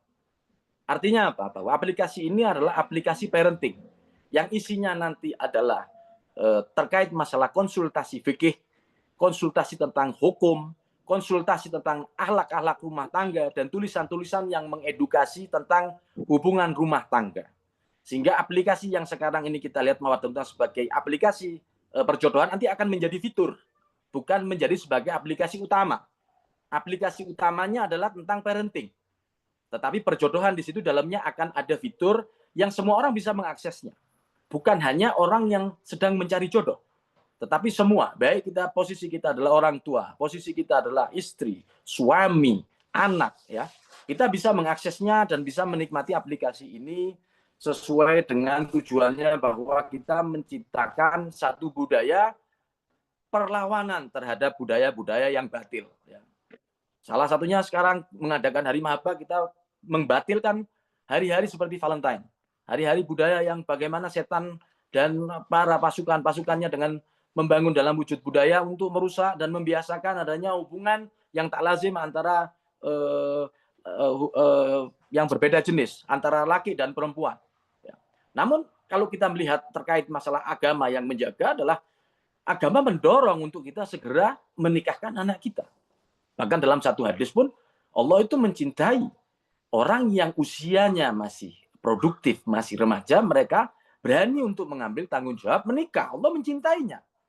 Bahkan disebutkan ketika ada pribadi yang semacam ini melakukan pernikahan, ya, berani mengambil tanggung jawab seperti ini, itu menjadikan setan itu menjerit, teriak, berputus asa. Setan merintih layaknya orang yang sedang kecewa, ya. Dan berteriak bahwasannya sungguh fulan yang menikah dalam usia yang muda tadi telah menjaga sepertiga daripada agamanya. Bahkan setan mengatakan maka hendaknya mereka menjaga dan bertakwa kepada Allah dariku terhadap sepertiga lagi dari agamanya. Artinya bahwa orang yang menikah itu dia sedang berikhtiar untuk menyelamatkan agamanya. Pun juga sama orang tua. Ya, orang tua memiliki peranan yang tidak kalah besar pentingnya kepada anak-anak ini, bahwasanya orang tua adalah guru pertama yang mendorong dan meyakinkan pada faktor ideologi dan keyakinan hati daripada putra-putrinya untuk berani mengambil tanggung jawab. Kita tidak akan mengelak bahwasanya banyak keresahan tentang orang tua yang ketika menikah anaknya belum mapan, takut nanti nikah jadi nyusahin, ya kan? Nanti nikah jadi beban. Ya, mau nikah bingung, waduh biaya pernikahan bikin kuadi, pelamaran dan lain sebagainya, ini banyak. Dan ini menjadi faktor penghambat. Kita harus mengakui budaya ini menghambat. Tidak semuanya orang punya. Dan bahkan untuk apa mengikuti atau berusaha untuk mengimbangi budaya ini, orang mengagunkan rumahnya untuk mendapatkan pinjaman, kemudian dia bisa mengadakan acara yang setara. Ya, setara dengan orang-orang lain. Padahal ini adalah satu hal yang sebetulnya menghambat. Tidak seharusnya seperti itu. Ini diperlukan adanya edukasi. Sehingga Mawaddatun adalah aplikasi yang harus hadir di tengah-tengah kita, memberikan jawaban-jawaban semacam seperti ini. Tidak bisa orang semua harus bisa kita pahamkan. Orang-orang mungkin di Jawa lebih mudah, lebih cenderung mudah untuk berikhtiar mencari pasangannya. Tapi yang di luar Pulau Jawa, yang berada di Makassar, yang berada di Papua, berada di Ambon, ya, yang berada di tempat-tempat yang terpencil, ya, bahkan di tempat-tempat yang mungkin kita tidak tergambar, terbersit. Dari sekian puluh ribu orang hanya ada 2 yang pengikut Ahlul Bait yang tinggal di sana misalnya. Maka ini adalah aplikasi yang bersifat solusi. Artinya jauhnya jarak dan keterasingan daripada informasi dengan keberadaan orang-orang yang pengikut Ahlul Bait yang tidak terintegrasi dalam komunitas, ini bisa saling berhubungan. Nah, ini sehingga diperlukannya bantuan-bantuan dari banyak pihak. Sehingga salah satu yang diupayakan dari Mawaddatun adalah kehadiran tokoh dan asatidz. Al-Fakir ditunjuk sebagai verifikator di wilayah Jawa Barat. Nah, ini memiliki satu hubungan-hubungan yang tidak bisa tidak bisa timpang ya. Artinya ada yang aktif, ada yang pasif, itu tidak bisa. Jadi semua harus saling terhubung dan secara aktif. Ya, verifikator ketika ada pendaftar dia harus segera memverifikasi, tidak boleh lama. Dia harus bertanya kepada tokoh yang diminta dan kemudian memiliki kesediaan untuk menjadi tokoh yang menjadi rujukan di wilayah masing-masing juga harus segera dan harus serius. Ya, harus mencari informasi dan memberikan informasi tersebut kepada verifikator. Dalam rangka untuk apa? Untuk memastikan bahwa orang yang mendaftar itu adalah orang Ahlul Bait, ya, karena memang kita eksklusif, ya. Kita diperuntukkan aplikasi ini hanya untuk pengikut mazhab Ahlul Bait dan tidak buat selainnya. Sehingga semua privasi-privasi itu telah dipikirkan dan telah didiskusikan kurang lebih selama 3 tahun sebelum launching. Artinya ini adalah aplikasi yang serius. Nah, perkembangan dan kekurangan-kekurangan itu dapat diperbaiki apabila banyaknya concern daripada orang tua terkait aplikasi ini. Aplikasi ini dapat menyempurna dan dapat bisa hadir secara berkala menjadi jawaban bagi solusi yang ada ketika banyaknya concern daripada orang tua terhadap aplikasi ini. Mempromosikan, memberikan kritikan yang membangun, ya kan? Kemudian orang-orang yang bekerja di dalamnya itu juga terlibat. Kenapa? Karena kita harus, tadi saya katakan, kita harus merasa terancam terhadap generasi kita, terhadap komunitas kita. Sehingga adanya pernikahan-pernikahan sesama ideologi ini menyelamatkan dan terhubung secara langsung dengan hadafnya Sohibul Asri wa Zaman dalam perekrutan dan mempersiapkan generasi untuk menyambut zuhurnya beliau. Kita harus berpikir kepada hal ini. Semua hal harus kita hubungkan dengan hal yang sifatnya perlawanan. Kita bicara hari Mahabbah, kita bicara ini hanya cuma masalah percintaan, tidak. Ini adalah perjuangan, karena Sayyidah Fatimah dengan Imam Ali bin Abi Thalib ketika ditanya oleh Ar-Rasul di hadapannya, wahai Fatimah, bagaimana engkau melihat Ali bin Abi Thalib? Sayyidah Fatimah mengatakan apa? Khairun bahlin, sebaik-baiknya dan suami terbaik. Kemudian Rasul bertanya giliran kepada Sayyidina Ali, Imam Ali bin Abi Thalib, bagaimana engkau melihat putriku Fatimah? Beliau menjawab apa? Ni'mal aun fi ta'atillah, sebaik-baiknya penolong dalam melakukan ketaatan kepada Allah Subhanahu wa taala. Artinya adalah bangunan-bangunan yang syarat dengan perlawanan, sehingga kita juga sama sebagai orang tua ini harus merobek-robek budaya dan menembus budaya atau sekat-sekat yang kemudian menjadi penghambat rusaknya rumah tangga dengan pilihan-pilihan atau teracunnya anak-anak kita untuk tidak menikah. Ya. Kalau tadi dikatakan oleh Ustadz Sofwan bahwasanya menikah itu adalah menyempurnakan agama, ya, maka yang harus kita bangun dari paradigma itu dan mindset kita bahwa orang yang tidak menikah berarti dia bertahan dengan ketidaksempurnaannya. Ya memang benar bahwasanya tidak semua orang yang ikhtiar mendapatkan pasangan, tapi dia harus berupaya untuk berikhtiar secara maksimal. Secara maksimal dia harus berikhtiar untuk mendapatkan pasangan, bagaimanapun caranya. Dan tidak bisa sendiri. Dia membutuhkan faktor-faktor di luarnya. Tenaga pembantu, butuh relator, butuh motivator, ya. Butuh orang-orang yang mensupport bagaimana dia kemudian bisa terjembatani dan bisa menemukan pasangannya. Ini adalah hal yang kewajibannya bukan hanya personal, tapi lingkungan juga menuntutnya untuk menjadi apa? Menjadi orang-orang yang menciptakan iklim dan atmosfer terdukungnya misi-misi Islam di tengah masyarakat. Sehingga tidak hanya sekedar ini sebagai aplikasi, tapi kita harus melihatnya dari sudut pandang yang luas. Karena orang juga bukan cuma hanya ditodong dan didorong hanya menikah selesai. Enggak. Ya, ketika dia sudah menikah, banyak hal yang kemudian terbuka dalam kehidupannya, dalam pemahamannya. Sehingga penguatan ideologi itu mutlak harus dipersiapkan sebelum dia menikah. Dan orang tua memiliki peranan terbesar dalam membina ideologi dari putra-putrinya untuk kemudian dia tumbuh sebagai orang-orang yang sehat dan memiliki satu sudut pandang yang waras.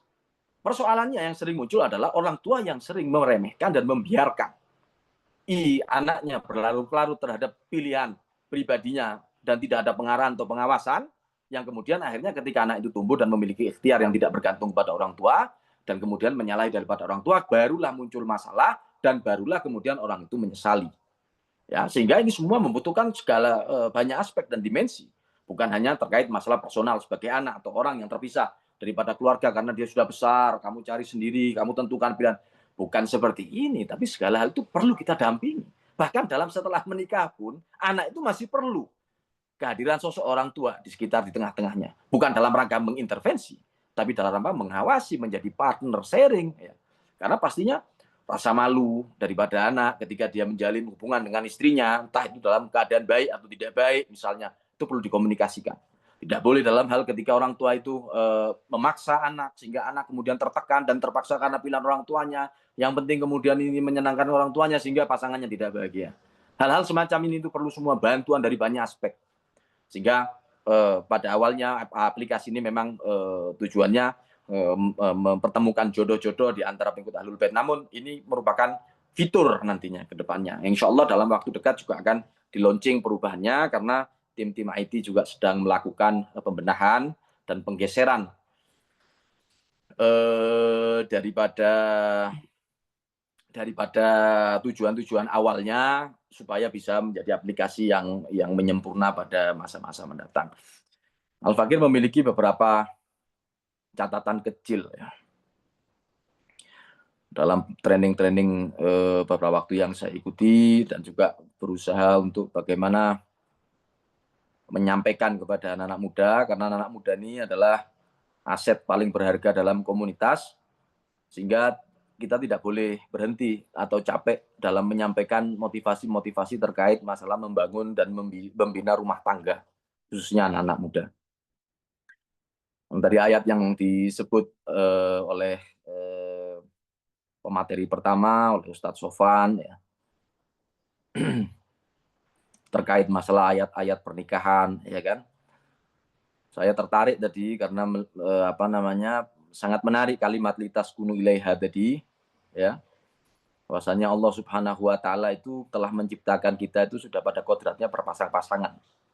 Enggak ada orang yang tidak memiliki pasangan. Hanya takdir dan nasib atas ikhtiarnya yang menjadikan dia tidak memiliki pasangan. Ya. Orang yang dia tidak menikah berarti dia sampai pada ikhtiar takdirnya yang menghantarkan dia tidak menikah. Bukan berarti Tuhan tidak menciptakan pasangan buat dirinya. Kalau memang bahwa dia ditakdirkan tidak memiliki pasangan, maka tentu saja ayat ini akan ada mansukhnya nanti, akan dihapus dan digantikan dengan ayat yang lain. Ya.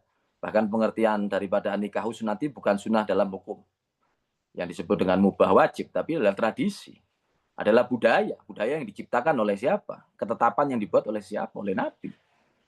Ya, tazawwaju taktsuru, artinya menikah itu otomatis akan memperbanyak, entah itu sifatnya rezeki, entah sifatnya keberkahan atau keturunan. Semua di luar ikhtiar kita. Siapa kemudian kita menikah, kemudian kita bisa memastikan rezeki kita? Siapa kemudian yang ketika dia menikah, dia memastikan dia, mohon maaf, dia mandul atau tidak? Siapa? Emang itu ikhtiar kita. Siapa yang ingin mandul? Kan tidak. Artinya kita harus tahu ada hal-hal yang tidak di ranah kita. Sehingga tidak patut orang tua itu kemudian menanyakan apabila ada seseorang laki, pemuda yang datang, mungkin dengan latar belakang yang tidak sesuai selera. Karena selera ini bukan hal yang dilarang ya. Tidak sesuai selera, kemudian dia melihat bahwa si keluarga orang miskin, kemudian dia menanyakan kerja apa kamu? Belum kerja, gimana kamu mau nikah? Kasihan anak saya, emang cukup dengan cinta makan, bisa hidup. Enggak, bukan seperti itu mindsetnya. Siapa yang bisa menjamin orang kaya menikah kemudian dia menjadi tetap kaya? Siapa yang bisa menjamin? Banyak orang yang kaya pada awalnya kemudian menikah dia jatuh miskin. Banyak orang yang kaya kemudian dia menikah anaknya tidak memiliki rumah tangga yang tentram. Sebaliknya artinya. Banyak orang yang biasa-biasa saja, yang menerima, yang dia berada dalam ketaatan dan ketakwaan, membangun rumah tangga dalam ketaatan dan ketakwaan kepada Allah, dia mendapatkan satu kebahagiaan yang tidak dimiliki oleh orang-orang lain. Artinya bukan ini. Tazawwaju taktsuru itu bukan terkait hanya pada aspek kekayaan, material, fisik, tapi banyak hal dari yang bisa kita lihat. Contoh misalnya ketika kita berbicara, setidaknya ada 5 aspek yang harus kita yakini bahwa dalam pernikahan itu yang pertama itu akan litas kunu ilaiha itu memiliki 5 efek yang harus kita yakini. Yang pertama itu efek terkait masalah psikologi, terkait masalah kejiwaan. Bahwa orang yang menikah pada hakikatnya itu adalah sedang memperbaiki kondisi jiwanya. Kok bisa? Tahu dari mana? Nabi yang bilang.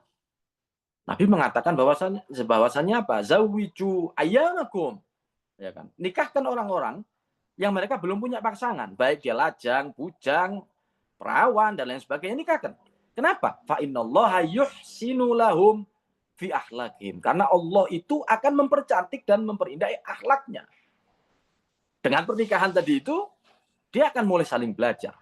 Dia akan mulai memandang, memiliki patron-patron yang terbaik seperti pada Imam Ali dan Sayyidah Fatimah. Bagaimana menjadi suami yang baik, menjadi teladan. Bagaimana istri yang baik menjadi teladan. Bukan dalam rangka kita meniru Sayyidah Fatimah. Ya jelas saja, kalau kamu mau menjadi baik, jadilah kau sebagai sosok suami yang seperti Ali. Jadilah engkau sebagai istri Sayyidah Fatimah. Siapa yang bisa jadi Sayyidah Fatimah? Siapa yang bisa jadi Ali bin Abi Thalib? Bukan itu. Kita tidak dalam rangka menjadi Imam Ali atau Sayyidah Fatimah, mustahil. Tapi kita menteladani, patronasi itu yang perlu kita tahu. Masalah keakhlakan bagaimana ketika dalam kondisi susah, harus menahan lapar. Bagaimana Imam Ali bin Abi Thalib yang malu tidak pulang ke rumah karena tidak memiliki sesuatu yang bisa dibelanjakan untuk Sayyidah Fatimah. Ini kan masalah akhlak. Masalah membina hal ini. Masalah qanaah. Masalah bagaimana kita meraih rasa syukur kita di hadapan Tuhan. Ya kan, ini masalah aspek yang paling penting dari semua hal. Membangun kejiwaan kita. Ya. Dan kemudian apa? Wa yuwassi'u fi arzaqihim. Allah itu akan meluaskan rezeki. Rezeki bukan cuma masalah duit. Tapi terkait masalah relasi, keluarga yang baik, ya, rezeki itu menerima, berasa syukur, ya kan, menghargai relasi, menghargai pasangan, menghargai atau menerima istri sebagai titipan Tuhan, memperlakukan suami sebagai amanah dari Allah Subhanahu wa taala karena mereka satu sama lain sebagai pakaian bagi mereka, kan seperti itu. Dan kemudian juga terkait masalah marwah. Ya kan? Allah memuliakan orang dalam segi marwah setelah menikah. Menikah, membangun marwah. Tidak sangat aib ketika orang membicarakan biduk rumah tangganya, khususnya terkait masalah aib atau kekurangan pasangan.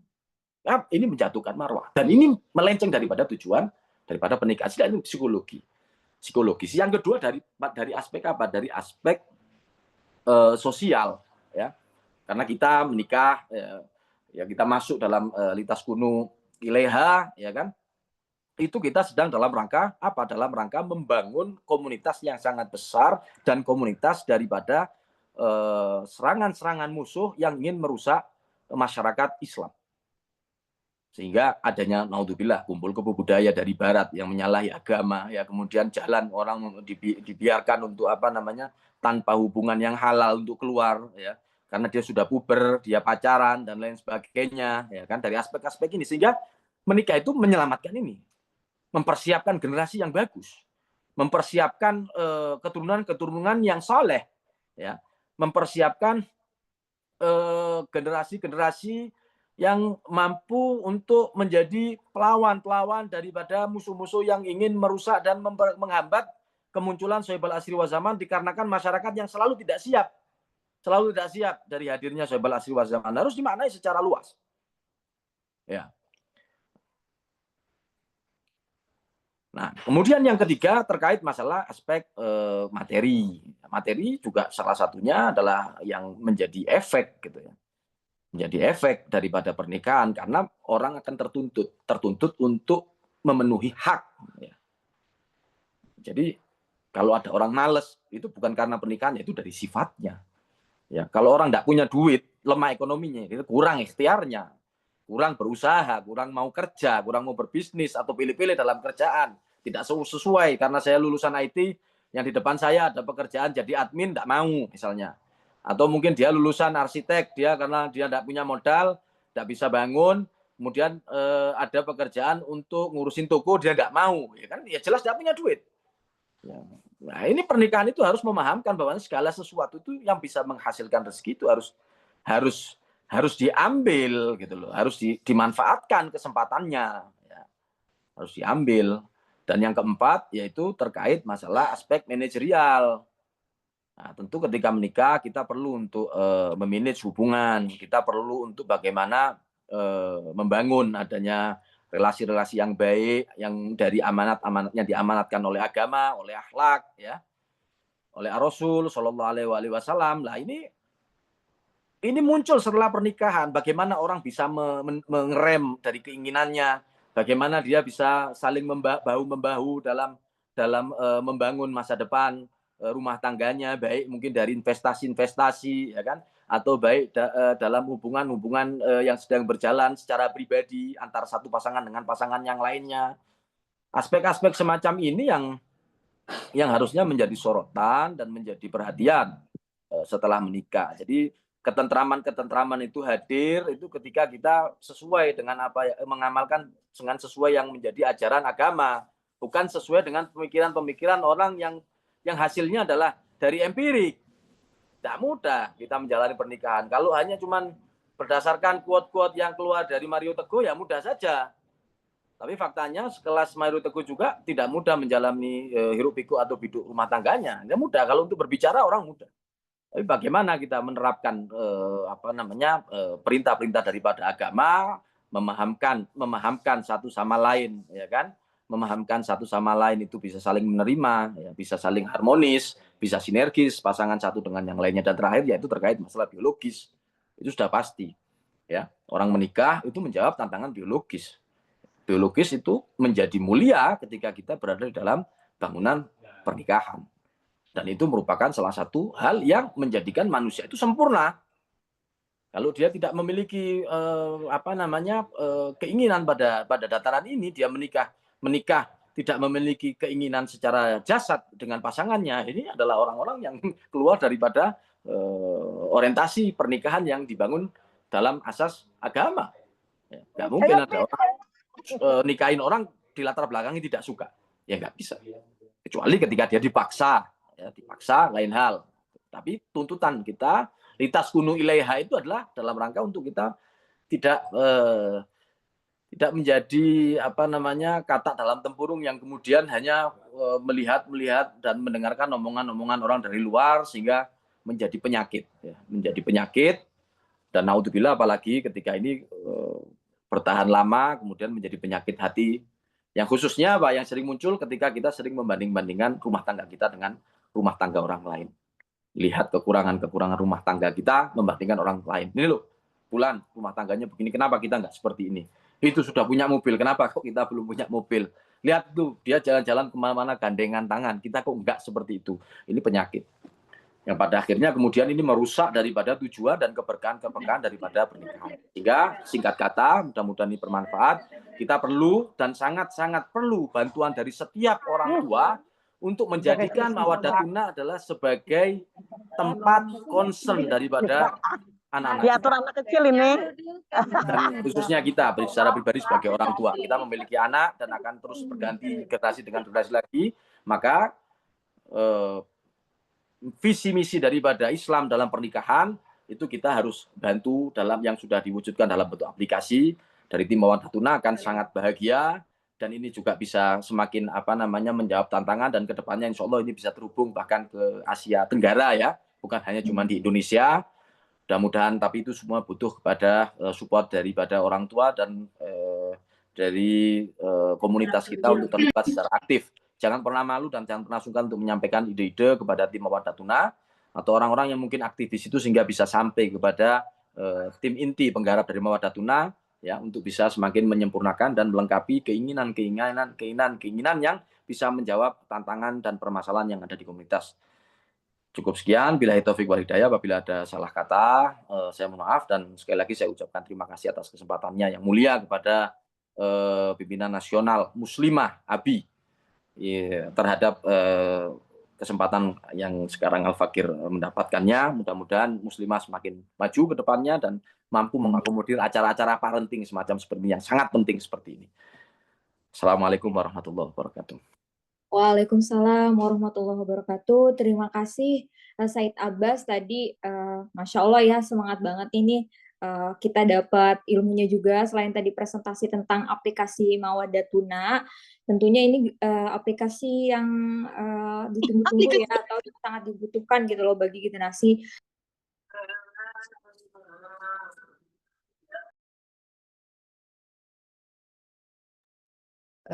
Zainab, termute itu suaranya, mau dibuka. Oh, dari tadi termute ya? 2 detik. Oke. Baik, terima kasih banyak ya. Aplikasi Mawadatuna ini pastinya sangat dibutuhkan, dan terutama kalau misalnya kita menginginkan pernikahan sesama ideologi atau mazhab ya. Dan tadi Said Abbas sampaikan bahwa tujuan dari aplikasi ini tidak hanya sekedar untuk menjadi wadah kita bertemu dengan pasangan atau jodoh gitu, tapi juga bisa untuk konsultasi pernikahan atau parenting. Terus juga yang lebih penting daripada hal yang tadi adalah bagaimana kita membangun keluarga yang kelak akan menyambut zuhurnya Imam Zaman gitu. Dan tentunya ini penting ya bagi kawan-kawan dari pemaparan tadi langsung install aplikasi Mawaddatuna di gadget kalian masing-masing. Dan kalau misalnya kalian mau berikhtiar ya untuk membangun keluarga yang mana ikhtiar untuk melakukan perjuangan ya, kita mencari yang sesama gitu ya, sesama ideologi, insya Allah kalau memang jodohnya ketemu melalui aplikasi ini. Baik, saya ingatkan sebelum sebelum menutup acara nantinya ada sesi dokumentasi ya kawan-kawan, nanti dipersiapkan bagi yang belum memakai jilbab bisa dipersiapkan jilbabnya. Setelah ini kita akan buka sesi tanya jawab, mungkin 3 orang penanya ya. Silakan bisa raise hand atau mungkin di kolom chat ya. Boleh ya, Dinda Zainab. Saya raise hand tadi lebih awal, kemudian ada beberapa teman yang di chat ya. Kita kasih kesempatan yang belum. Berarti Ibu Sarifah Maisarah dulu ya?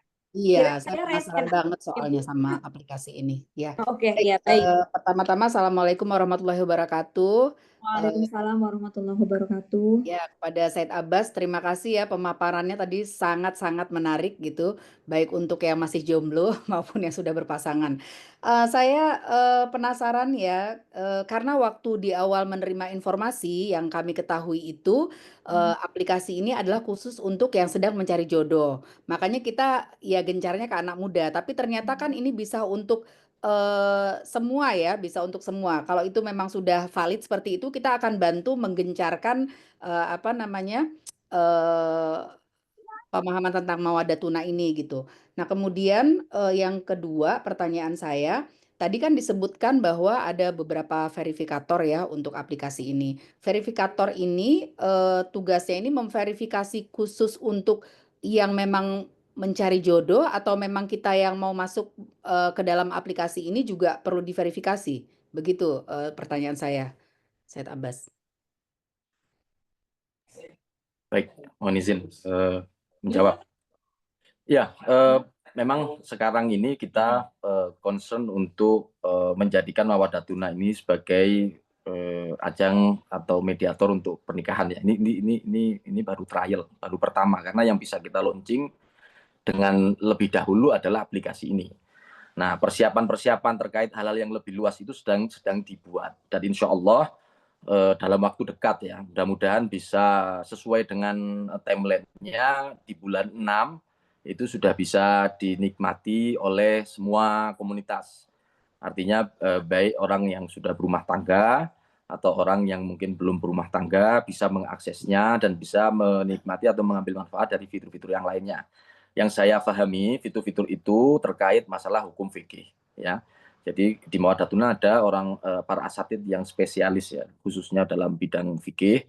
Mereka di situ juga berusaha bukan hanya menjadi konsultan, tapi juga membuat video-video edukatif. Setidaknya yang saya tahu sudah ada 40 video edukatif yang telah dipersiapkan ya.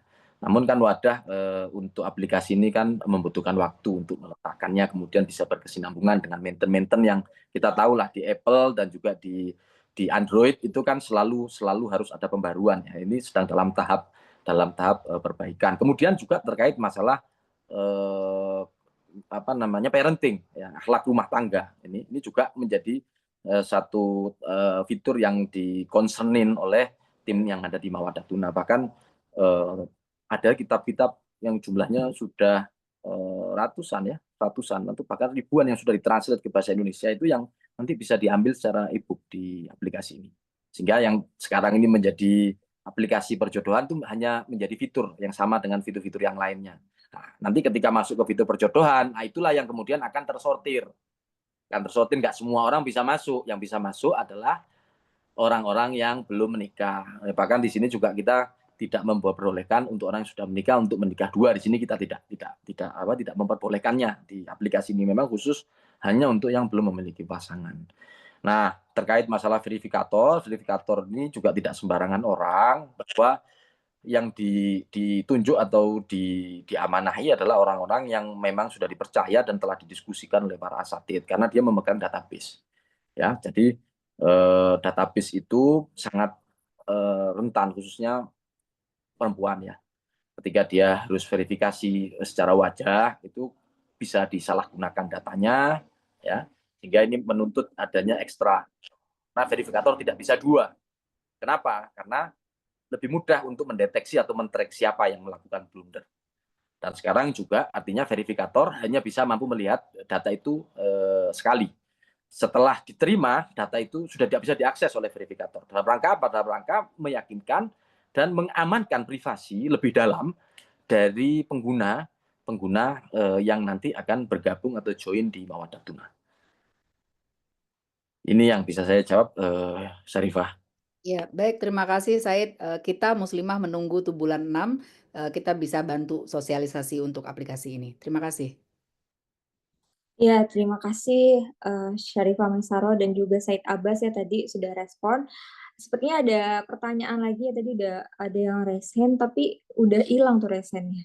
Maksudnya mungkin saya cek dulu di ini ya, di kolom chat. Tolong share di kolom chat Zoom aplikasi Mahabbah. Oh ya, oke. Mungkin ada yang bisa bantu share aplikasinya ya. Salam Kak, ada pertanyaan dari Kak Banu. Salam Kak, izin bertanya terkait aplikasi Mawaddah Tuna. Saya sudah coba daftar dan memasuki email, namun tidak dapat email verifikasi. Mohon arahannya. Bagaimana Said Abbas terkait hal ini? Ya, pada tahap awal ini memang kita menggunakan email. Ada beberapa kasus itu dikarenakan memang faktor HP-nya yang mungkin dari sistem mungkin belum terupdate. Kemudian ada kendala tidak terbaca emailnya, tapi 90% orang yang mendaftar itu bisa. Nah, tapi kita juga sedang menyelesaikan ini dengan apa? Dengan sistem OTP. Nah, kalau sekiranya memang nanti ada kendala dari email, maka bisa diakses melalui OTP. Jadi bisa lebih mudahkan. Insya Allah dalam waktu dekat persoalan-persoalan ini bisa terjawab. Kita butuh untuk maklumnya dengan para pengguna atau yang sudah tertarik antusias untuk gabung di sini. Insya Allah segala keluhan semacam seperti ini itu diselesaikan secara serius oleh tim dari Mawaddah Tuna dan bisa lebih memudahkan dari para penggunanya ke depannya, insya Allah. Oke, kita butuh bantuan dari semua. Ketika ada hal-hal yang dianggap ini menghambat atau menjadi permasalahan, maka segera diadukan. Ya, kita memiliki tim IT itu fungsinya adalah bagaimana kita mereport permasalahan dan merespon secara cepat dan memperbaikinya dengan seefisiensi mungkin, baik dari waktu atau dari teknisnya. Seperti itu. Baik, ada satu pertanyaan lagi nih Said Abbas dari Kak Mawaddah terkait dengan pasangan AB, maksudnya Ahlul Bait ya, mencari pasangan sekedar Ahlul Bait saja mungkin tidak cukup jika wawasan paradigmatiknya tidak mapan. Bagaimana menurut Ustadz Abbas? Iya, tadi sudah saya singgung bahwa memang orang tua itu memerankan kunci yang paling besar. Ya, paradigma, ideologi itu memang kita perlu betul-betul menyatu antara orang tua dengan anak. Ya, bisa jadi bahwa banyak faktor, saya tidak bisa memastikan banyak faktor, tapi ini adalah salah satunya. Memang yang paling terpenting itu bagaimana isi kepala dari anak, ya, yang membangun atau memotivasi orang itu berani untuk menikah itu bukan cuma masalah nekat-nekatan. Ya. Kalau nekat-nekatan, ya kita bisa lihat efeknya ketika dia menikah, kemudian tidak lama usia pernikahannya itu naudzubillah kandas. Kenapa? Ya dia maunya menikah, kemudian setelah itu dia tidak mampu. Ya kan? Kenapa? Karena dia tidak memiliki perbekalan dari ideologi yang cukup atau mapan tadi. Membutuhkan apa? Edukasi. Dari siapa? Orang tua. Kalau orang tua dirasa masih tidak memiliki kapasitas yang cukup, ada para asatid. Ya. Ada lembaga. ada sekolah, ada tenaga-tenaga yang mungkin bisa kita libatkan, dan ini patut juga artinya bukan hanya cuma di Mawadah, tapi kita juga perlu membentuk adanya lembaga-lembaga konsultan parenting di setiap tempat itu perlu, yang memiliki satu visi terkait masalah ini. Untuk apa? Membangun. Bahkan kalau sekiranya kita perlu bahwasannya menerbitkan sertifikat untuk pernikahan, bahwasannya untuk memastikan ini anak telah menerima dengan kesadarannya, ya, menerima dengan kesadarannya bahwa dia terbina secara ideologi dan memiliki satu ghirah sesuai dengan tuntunan Islam dalam pernikahan, maka ini bisa menjadi salah satu pengaman, ya, dan menjadi satu langkah yang bisa kita antisipasi ke depannya, gitu loh. Dari perceraian, ya, dari KDRT, dari hal-hal yang mungkin sering muncul dalam problematika yang ada di rumah tangga. Tapi memang bukan masalah perbekalan materi yang paling penting. Itu masalah akidah, masalah ideologi, masalah agama dan din, anak itu harus betul-betul kita matangkan. Dan kita punya Mafatih itu banyak. Program itu sebetulnya bisa kita praktekkan. Program harian, sholat, awal waktu, kemudian dibina anak itu harus baca Quran setiap hari, ya, membaca doa-doa Ahlul Bait dalam program mingguan, dalam program bulanan, dalam 3 bulanan, dalam tahunan. Itu anak harus terbina dalam kaderisasi yang paling kecil, ruang lingkupnya dari keluarga adalah ini. Jangan biarkan anak-anak kita itu terlena dengan budaya-budaya yang tren di luar, yang mengikuti perkembangan zaman, yang kemudian menggeser ideologinya. Orang tua harus preventif di sini, harus protek, bukan memprotek orang tidak menikah, ya, tapi memprotek anak-anaknya dari gangguan atau serangan-serangan budaya yang ada di luar. Dengan apa? Dengan memahamkan bahwasanya budaya Ahlul Bait yang terbaik, yang maju itu ini. Nah, cuman masalahnya sekarang orang kalau beragama dianggap ketinggalan, baca doa dianggap soalim, ke Husainiyah dianggap tidak tren, kan gitu. Kita banyak melihat di yayasan-yayasan, jadi katakan bahwanya tadi di Ustadz Sofan juga, yang datang itu ibu-ibu rata-rata. Bapaknya enggak ada. Kalaupun datang bapak ibu, anaknya sedikit. Artinya itu apa? Itu masalah. Masalah orang tua yang kurang membimbing anak-anaknya dan memaksa sekalipun kalau perlu. Kita yang ngasih duit kita kepada mereka, masa kita tidak bisa menyelamatkan anak kita. Tidak semuanya memaksa itu buruk, ya. Tapi kita dalam rangka untuk menyadarkan dan menumbuhkan himmah dari anak-anak kita itu bahwa ghirah yang sejati itu dengan ajaran Ahlul Bait dan praktek-praktek agama seperti ini. Sehingga kita nggak perlu khawatir, ya kan? Meskipun dia dalam keadaan dia tidak mampan dalam materi, karena kepalanya sehat, dia akan kerja. Dia akan banting tulang, dan percayalah bahwasanya pasangan itu akan lebih menghargai orang yang dia dari bawah, dia mau kerja keras berapapun yang dia dapat, ketimbangan orang yang kaya hanya menikmati hasil dari orang tuanya. Pasti. Kalau ada yang menolak, ini gengsi. Sehingga sekali lagi, kepala dan ideologi daripada anak-anak kita itu harus betul-betul kita bina secara serius. Khususnya orang tua, dan terlebih adalah wanita. Orang tua, ibu-ibu ini adalah mahkota daripada suaminya. Ya. Sayyidah Fatimah itu pernah membungkam para sahabat yang berada di masjid, ya. Ketika Sayyidah Fatimah lewat, Rasul mengatakan, wahai Fatimah, kapan seorang wanita itu berada di posisi yang paling dekat dengan Allah Subhanahu wa taala? Sahabat tidak ada yang bisa jawab, cuma Sayyidah Fatimah yang bisa menjawab. Sayyidah Fatimah mengatakan, kapan itu? Sayyidah Fatimah mengatakan bahwasannya perempuan dia bisa dekat kepada Allah Subhanahu wa taala ketika dia memiliki kelaziman dalam hatinya atau lebih merasa nyaman di dalam hatinya untuk berada di rumah. Artinya tempat perkaderan terbaik itu di rumah. Membina ideologi, tugas yang berat itu berada di ibu. Karena suami peranannya tidak sebesar ibu. Gak heran kalau kita memahami ini, Rasul itu sampai memuliakan ibu dalam 3 kali lipat dibanding orang tua lagi. Kenapa? Karena peranannya itu sebagai peranan yang mirip, memiliki irisan dengan Tuhan, dengan Al-Quran, sebagai pembina bagi tunas-tunas yang ada di rumahnya. Nah, ideologi ini yang harus difahami secara sempurna oleh ibu yang akan mentransfer pemahaman atau ideologi kepada anak-anaknya. Mudah-mudahan bisa mewakili jawabannya.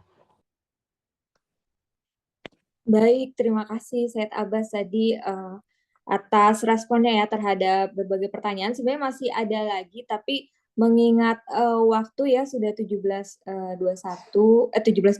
bahkan kita akhiri saja sesi diskusi kali ini. Nanti kalau misalnya ada yang mau bertanya lebih lanjut ya, mungkin bisa via apa ya, Set Abbas, mau bertanya lebih lanjut terutama tentang aplikasi Mawaddah Tuna ini.